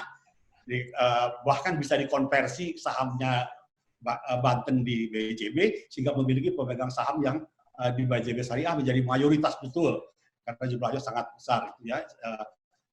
di sana 13% kan. Jadi waktu itu saya kenapa tidak dikaji ke sana. Di samping itu ada kajian yang lain yang tidak perlu saya ungkapkan. Jadi saya mendukung syariah, cuman bagaimanapun juga sekarang itu usul ke bagaimanapun itu akan perlu biaya. Memang tidak sebesar seperti kata Pak Rizkullah tadi, tidak akan sebesar 3 triliun. Tapi saya cenderung untuk tetap mengkaji dulu apakah go ataukah likuidasi. Ini yang harus dikaji dulu. Apa harga yang harus dibayar kalau likuidasi, berapa harga yang harus dibayar kalau kita go. Setelah go ini diputuskan, baru kita syariahkah, manakah. Gitu ya, karena masalahnya kalau ini, kalau kita langsung ke syariah, punya uang nggak? Nanti kita harus konsekuen. Karena kalau keputusan politik menyatakan go, pemerintah harus konsekuen dengan DPRD, menyediakan dana untuk melakukan restrukturisasi maupun terhadap syariah itu. Bukan hanya keputusan go, begitu saja. Setelah itu nggak tahu tak menau. Jadi harus kalau katanya go, maka dia konsekuensinya harus bertanggung jawab. Jangan seperti kemarin menikahi ibu mengandung, tapi bukan tidak mau ya, tidak mampu bertanggung jawab setelah melahirkan. Bukan tidak mau sekali, jangan salah ya, bukan tidak mampu bertanggung jawab. Jadi sekarang kalau memang ini makanya kaji dulu, go atau likuidasi. Kalau sudah go kita baru bahas syariahkah. Saya cenderung sepakat dengan Dr. Rizkullah, syariah mungkin lebih tepat. Kemudian setelah syariah kita kaji apakah dengan BJB. Kenapa tidak dengan DKI yang banyak duit? BJB nggak punya duit. DKI yang banyak duit, unit syariahnya banyak DKI, dan itu lebih konsentrasi. Itu saja pertanyaan, bukan usulannya. Kenapa? Artinya banyak hal-hal yang harus dijawab. Kenapa dengan BJB? Kenapa tidak dengan Bank DKI yang unit syariahnya dia banyak uang? BJB tidak punya uang. Dan lagi daerahnya kita daerah konsentrasi di sini. Terus kita kembali dari segi ego, akhirnya balik lagi ke BJB, nggak diketawain tuh sama BJB. Sama Nia, Ratna tuh direkturnya agaknya, tuh kebetulan ibunya yang bukan saya. Jadi dulu nggak mau keluar, sekarang mau kembali lagi. Jadi silakan itu komentar saya. Terima kasih. Artinya sebagai sebuah harga diri tambahkan dikit. Terkoreksi ya Pak Saiful. Mengendapat dengan Pak Saiful tadi, saya juga setuju. Makanya tadi saya tidak memberi komen mengenai usulannya Pak Saiful tentang kajian itu, ya. Tapi saya memberikan juga sekaligus next step-nya gitu. Sehingga ini sebenarnya bisa dilakukan secara paralel gitu, ya. Setuju, karena memang itu kita harus tahu itu seperti apa sih dalamnya, Bang Banten. Artinya saya pengen menegaskan baik dari Pak Rizkullah maupun dari Pak Saiful, kedua beliau ini sama-sama optimis dengan sebuah solusi yang mengarah kepada bank syariah, baik dari berbagai subject to tadi. Ya. Subject to due diligence kalau menurut Pak Saiful Ruki lah. Okay. Ya. Saya persilahkan ke Pak Ahi untuk menanggapi pertanyaan tadi. Baik, terima kasih moderator. Bahwa kalau ada niatan publik membeli saham, ya itu memang dibolehkan dan itu adalah modal murah. Kalau kemudian publik punya saham di Bank Banten. Seperti tadi yang Pak Rizkullah juga sampaikan.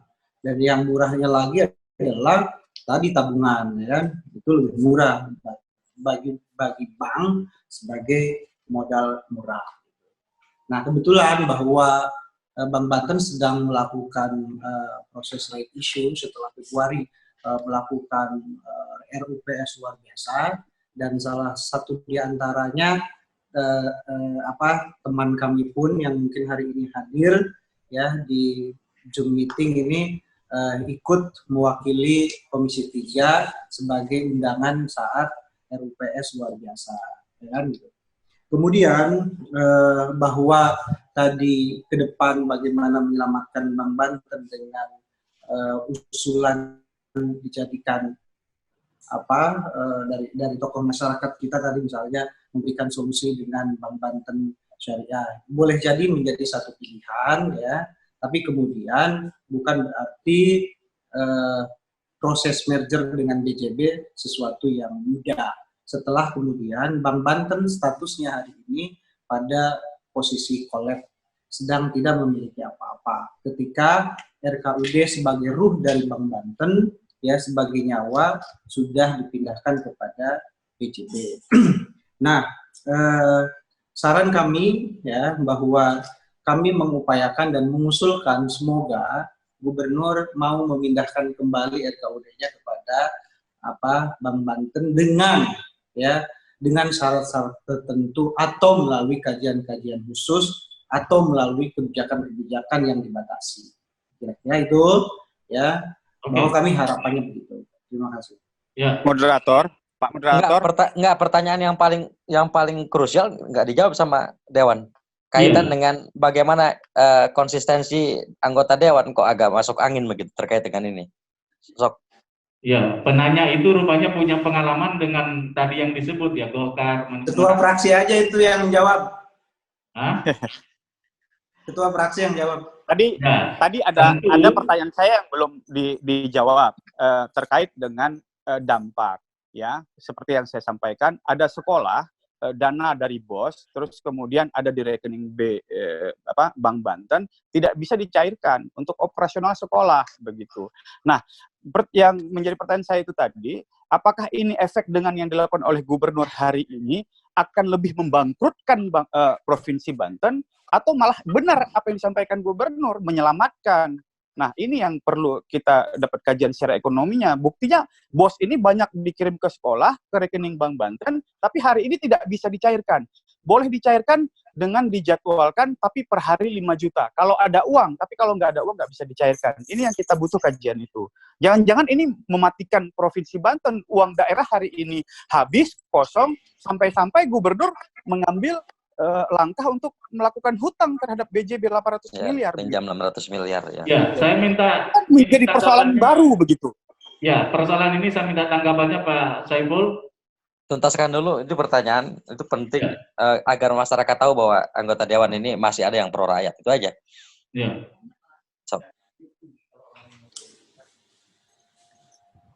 Silakan Pak Saiful menanggapi yang ditanyakan tadi bahwa secara operasional ada kasus bahwa BOS masuk ke Bank Banten yang sekarang tidak bisa ditarik sementara dananya itu akan dibutuhkan. Ini terkait dengan situasi pada keuangan di provinsi dan segala macam dan Bank Banten itu. Silakan. Saiful saya? Ya Pak. Wah, saya kira saya harus tidak bisa menjawab secara konkret tentang itu karena harus mengetahui alasan Pak Gub misalnya kenapa dia memindahkan, apakah ada kebutuhan mendesak, tapi bahwa alasan mungkin merasa ada ketidakamanan di situ bisa saya maklumi karena melihat kondisinya Bank Banten. Tapi alasan di sini apakah lebih besar alasan di sini? Kalau alasannya misalnya lebih menyelamatkan Bank Banten itu harus dikaji, Pak. Karena saya sepakat dengan Pak Rizkylo dan yang lain-lain, pengambilan sedemikian itu membuat Bank Banten makin terpuruk. Karena itu namanya yang punya aja, seperti Dr. Rizkylo bilang, loh yang punya aja udah ngambil uangnya, ngapain rakyat yang hanya nyimpen di situ ikut-ikutan, gitu kan? Kenapa nggak ikut-ikutan? Jadi pertanyaan saya, apakah sedemikian perlunya? Nah itu saya tidak tahu, Gubernur, Pemda, bahwa itu mungkin harus bisa langsung uang itu dikembalikan ke sana. Karena di sana ada rasa ketidakamanan, saya bisa maklum. Ada ketidakamanan, karena nyimpen uang di bank kan faktor keamanan yang paling utama. Mungkin dia melihat ada rasa ketidakamanan. Itu Pak, saya tidak bisa menjawab secara konkret, karena itu harusnya yang menjawab Pak, dari Pemda atau dari Bapak-Bapak anggota DPR sendiri. Oke. Terima kasih Pak. Saya buka pada sesi untuk penanya berikutnya. Ada waktu masih sedikit lagi, 15 sampai 20 menit lagi. Saya persilakan. Yang angkat tangan siapa? Mas Adit ya, ini Mas Adit dari media. Silakan, Mas Adit. Terima kasih. Izin Pak Saiful Ruki, pengamat perbankan, Pak Rizky, praktisi juga, mau bertanya. Sederhana saya. Yang saya tahu kalau bank gagal clearing itu kan udah bank sakit ya. Halo? Apa Pak? Yang sakit? Gagal clearing. Sebelum kejadian Gubernur menarik RKUD, itu Bank Banten gagal clearing terhadap pernyataan bagi hasil kabupaten kota. Ya, ya. Saya kebetulan pernah di perbankan walaupun beberapa tahun doang Pak gitu. Ya. Nah, sehingga kalau saya melihat wajar kalau Pemprov mengalihkan itu karena terkait bantuan ya, alokasi anggaran untuk COVID. Karena bank ini udah nggak sehat gitu loh. Jadi pertanyaan saya, kenapa pada saat 2019 KPK mengirimkan surat, isunya kalau nggak salah penyertaan modal dilarang ke Bank Banten karena Bank Banten sudah dianggap tidak sehat. Kenapa DPRD tidak bergerak pada saat itu menanyakan kepada KPK sehingga tidak berlarut-larut masalah ini gitu loh. Mungkin Pak Saiful Ruki bisa bantu atau Pak Rizky terkait Bank Banten yang sudah dinyatakan tidak sehat sejak 2019. Sekian, terima kasih. Oke. Satu lagi penanya. Assalamualaikum. Siapa? Angkat tangan. Iin Sobirin, Pak. Halo? Halo, iya, halo. Iin Sobirin ya? Ya, Pak. Oke, persilakan, Pak. Mungkin pertama-tama yang saya hormati kepada narasumber, langsung saja mungkin Bank Banten saat ini mengalami krisis, sehingga bank yang mengalami krisis menjadi kolaps. Selain itu, Bank Banten yang tidak sehat diharuskan dilikuidasi sebab sudah tidak dapat diselamatkan kembali. Demi mengatasi permasalahan tersebut, maka muncullah kebijakan merger dan juga akuisisi. Pertanyaannya, kelebihan dan kekurangan dari merger dan akuisisi itu apa? Dan ketika merger itu dilaksanakan, sistem manajemen nantinya akan dipegang oleh siapa? Dan bagaimana nasib para pegawai Bank Banten ke depannya, Pak? Mungkin itu saja, Pak. Terima kasih. Saya mahasiswa Stisip Banten Raya, Pak. Oke. Ada dua penanya. Silakan Pak Rizkullah masih bergabung kan? Silakan Pak Rizkullah untuk menanggapi. Ya, kalau boleh saya komentari karena saya sebentar lagi harus meninggalkan. Ya, silakan, Pak. Mengenai bank yang tidak sehat atau bank sakit tadi yang ditanyakan ya. Jadi sebenarnya bukan sejak 2019. Sejak 2014 bank ini sudah tidak sehat. Sejak sampai dibeli pun sudah tidak sehat gitu. Jadi bukan 2019 saja gitu. Ya, sudah sakit udah lama gitu. Cuman kan ini kan sudah kita punya gitu. Ya kan? Jadi oke lah, itu sudah lewat masanya. Sekarang bagaimana yang sakit ini kita sembuhkan, kan gitu, ya kan? Bagaimana gitu?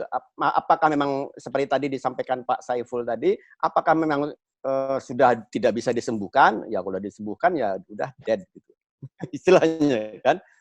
Tapi kalau bisa disembuhkan, bagaimana juga caranya kan gitu?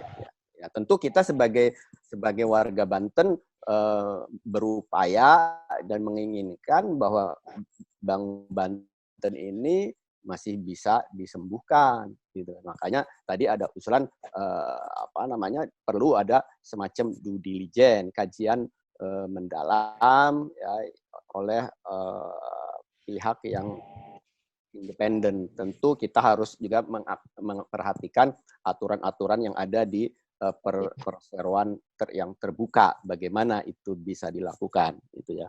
Nah, yang kedua mengenai dampak daripada merger, ya tentu yang namanya merger atau penggabungan itu kalau jadi ya kan, kalau jadi karena itu kan ditanyakan ya. Ya tentu Bank Banten itu akan masuk melebur ke dalam Bank BJB, asetnya, liabilities-nya gitu loh, akan masuk ke sana. Nah, nama Bank Banten itu hilang, tidak ada ya nama Bank Bantennya. Tapi operasionalnya, kegiatan operasionalnya itu menjadi Bank BJB.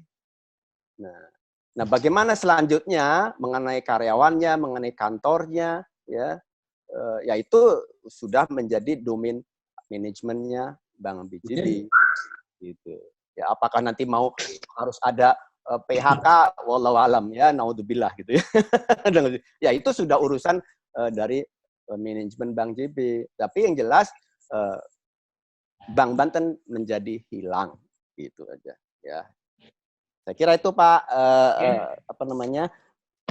Bakri atau komen dari saya. Kalau tidak ada saya mohon pamit. Saya mau bertanya Pak Rizkullah. Oke. Satu lagi. Ini berkaitan dengan pemaparan Bapak di awal ya. sudah diketahui bahwa Bank Pundi itu dalam keadaan sangat tidak bagus, ya Pak ya. Artinya sebelum dibeli ini dipaksa diperiksa dulu lah semuanya gitu. Tapi kenapa dipaksakan dibeli gitu? Bahkan dibelinya itu tidak langsung oleh bank, tetapi oleh BUMD, yaitu Bank Global Banten ya, BGD. Ya. Saya ingin ada suatu keterbukaan alasannya itu, apakah ada kepentingan pihak tertentu atau bagaimana ketika itu. Terima kasih Pak.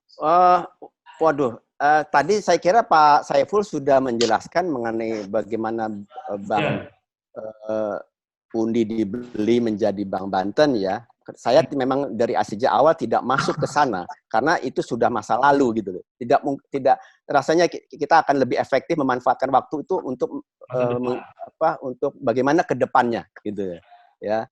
Jadi bahwa bagaimana pertimbangannya saya kira itu domainnya Pemprov atau gubernur yang lama ya. Saya tidak mau masuk ke ranah itu ya, tapi secara bisnis seperti yang disampaikan Pak Saiful tadi, memang sebenarnya Bank Pundi itu sebenarnya tidak layak untuk dibeli gitu loh ya, itu saja. Tapi kenapa dibeli juga wallahu alam ya. Saya tidak ingin masuk sana ya. Tadi Pak Saiful tentang hal itu sudah cukup jelas karena memang rekomendasi konkretnya dari sejak awal memang direkomendasikan untuk tidak melakukan itu, tapi terjadi. Ini bagaimana penyelamatan? Apakah masih bisa diselamatkan atau memang ada opsi lain? Nah, beberapa rekomendasi tadi sudah dimunculkan, adanya pembentukan tim independen dan segala macam untuk mengkaji tentang apakah masih bisa dipertahankan eksistensinya dengan catatan bisa dijadikan bank syariah dan segala macam, itu yang berkembang. Pak izin Pak ada moderator ya, izin Pak moderator Pak Agus mau meninggalkan meeting. Siapa? Dari mana? Oh Pak Rizkola. Ya izin saya meninggalkan. Terima kasih Pak Rizkola. Maaf ya. Terima kasih Pak Agus Supriyatna. Ya, insya Allah nanti dalam kesempatan yang lain butuh insya Allah ya, siap. Diskusi yang lebih detail lagi nanti. Ya, baik. Ya, Assalamualaikum. Salam. Pak Saiful, ada yang mau ditambahkan dari terutama tadi yang terakhir? Mahasiswa tadi terutama. Baik. Pertanyaan yang pertama tadi, kondisi Bank Banten sejak di awal waktu membeli memang sangat-sangat tidak sehat, dan pada tahun 2018-2019 itu makin terpuruk, itu saja. Itulah barangkali yang menyebabkan saya due diligence terakhir yang saya lakukan itu adalah pada tahun 2018 akhir. Tapi saya lihat perkembangan laporan keuangan terakhir 2018 itu makin terpuruk. Jadi itulah barangkali sebabnya Pak Gubernur, maka tadi saya katakan bisa memahami, terpaksa harus memindahkan uangnya ke sana. Cuman ini pertimbangannya mungkin pertimbangan lebih si malakama itu, mau mana yang diselamatkan. Itulah aja. Jadi saya tidak tahu alasan untuknya sampai sepenting mana yang di sebelah sana. Tapi kalau di sebelah BJB, di Bank Banten, saya tahu betapa, karena kalau saya punya uang pun saya pindahkan. Untungnya saya nggak pernah punya uang di situ. Ya, itu satu. Yang kedua mengenai akuisisi dan merger. Itu jelas, akuisisi itu adalah mengakuisisi perusahaan. Itu belum tentu di-merge, belum tentu digabung. Kalau merger, penggabungan, proses penggabungannya adalah melalui akuisisi. Bisa melalui akuisisi, melalui share swap, melalui apa dan sebagainya. Salah satu yang banyak dilakukan adalah melalui akuisisi. Jadi untuk merge atau penggabungan, maka kita mengakuisisi dulu perusahaan. Salah satu hal yang paling utama. Kemudian digabung. Ya, digabung. Kalau dia saham kendali, maka dia menjadi seluruhnya masuk seluruhnya ke sana. Kalau hanya saham minoritas saja, ya tidak perlu digabung. Jadi itu bedanya. Nah sekarang kalau ditanya tadi sudah dijelaskan oleh Pak Rizkullah mengenai keuntungan kerugian kalau merger dengan BJB, ya tadi sudah sangat jelas, semuanya tentu akan ke sana. Yang saya pertanyakan, apakah setelah dikaji BJB masih mau atau tidak? Saya pesimis. Ya, saya pesimis BJB akan mau menerima, ini akan menjadi beban berat buat dia. BJB sendiri nggak terlalu sehat kok. Ya, nggak terlalu bagus. Dia masih di buku 3. Sahamnya turun. Ya. Sahamnya turun. Turun kan, Pak? Gitu. Jadi saya nggak yakin. Mudah-mudahan dia mau. Tentu saja hope for the best, tapi prepare for the worst. Kita harus siap-siap yang paling jelek. Dan saya cenderung pendulumnya saya tuh kepada yang jelek. Jadi itu mungkin tidak. Ya, itu satu mengenai bedanya tadi Agus. Tapi kita jelas kalau merger ke sana kita akan hilanglah itu Bang Banten sama sekali. Ya. Kemudian kalau tadi pertanyaannya harus dibeli juga, saya setuju. Yang harus ditanyakan kepada Pemda waktu itu dan DPRD yang menyetujui. DPRD sekali lagi, karena saya waktu diundang DPRD saya rekomendasikan untuk tidak dibeli.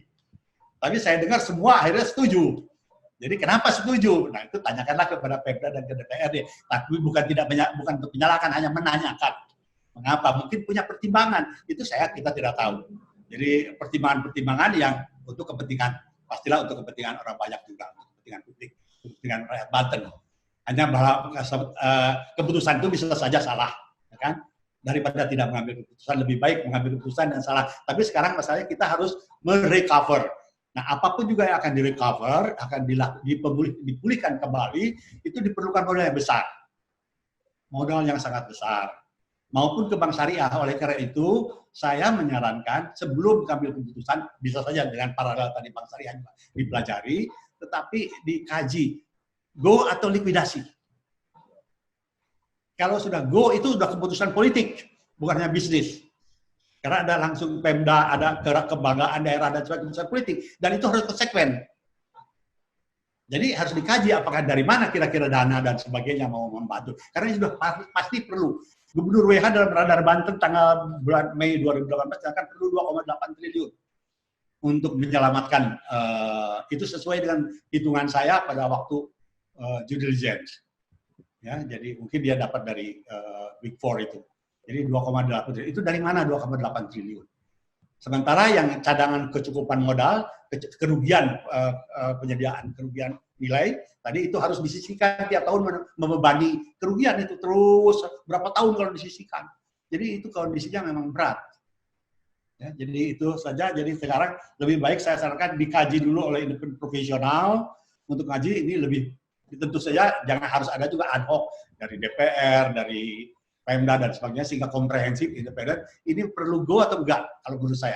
Kalau go itu banyak solusi, tapi biayanya cukup besar. Nah, ini harus ditanggung.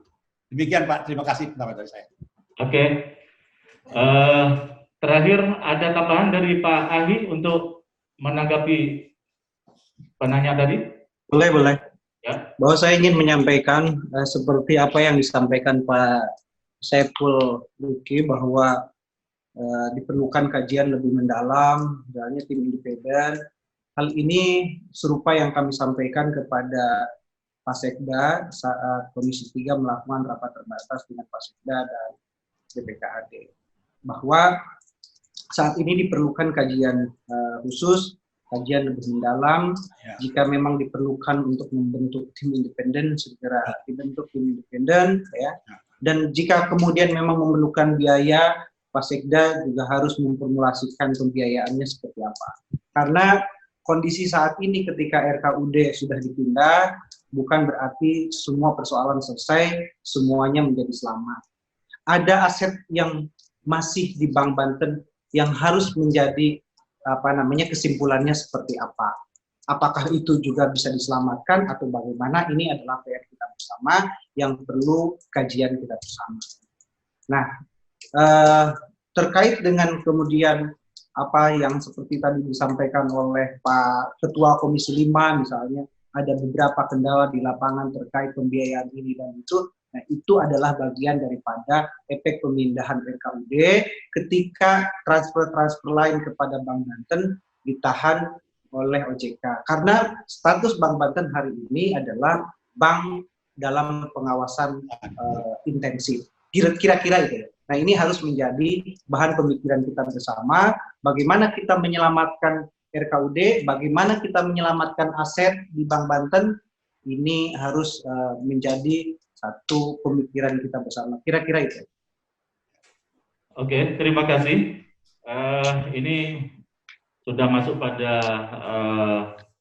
akhir waktu yang kita sepakati di jam 16, yang pasti bahwa apa yang bergulir dari pembicaraan kita, pembahasan dari awal sampai akhir, masih ada keinginan yang kuat untuk menyelamatkan Bank Banten melalui kajian dari tim independen yang secara komprehensif nanti bisa ditemukan persoalannya dan ditemukan juga solusinya.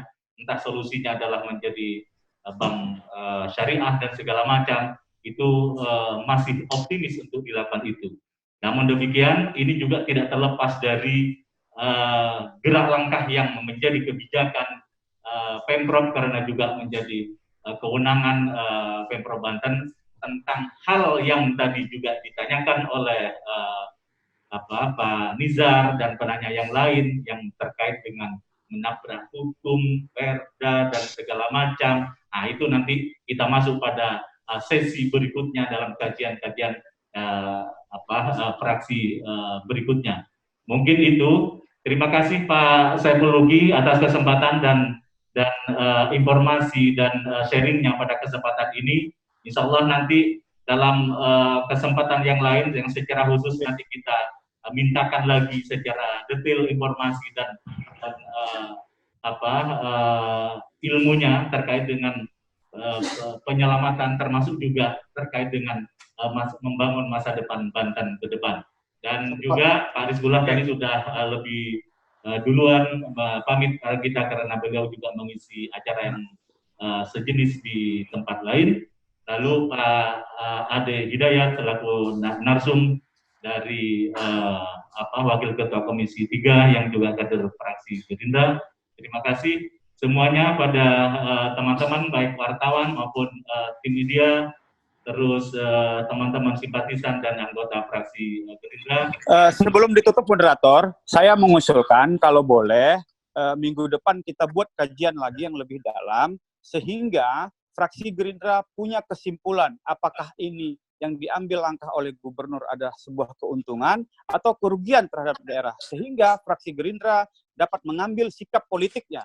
Saya pikir begitu usul saya. Itu usulan yang baik, karena memang butuh kajian dan komprehensif, maka dari sisi hukumnya dan segala macam, termasuk juga sosial politiknya, sosial ekonomi dan politiknya.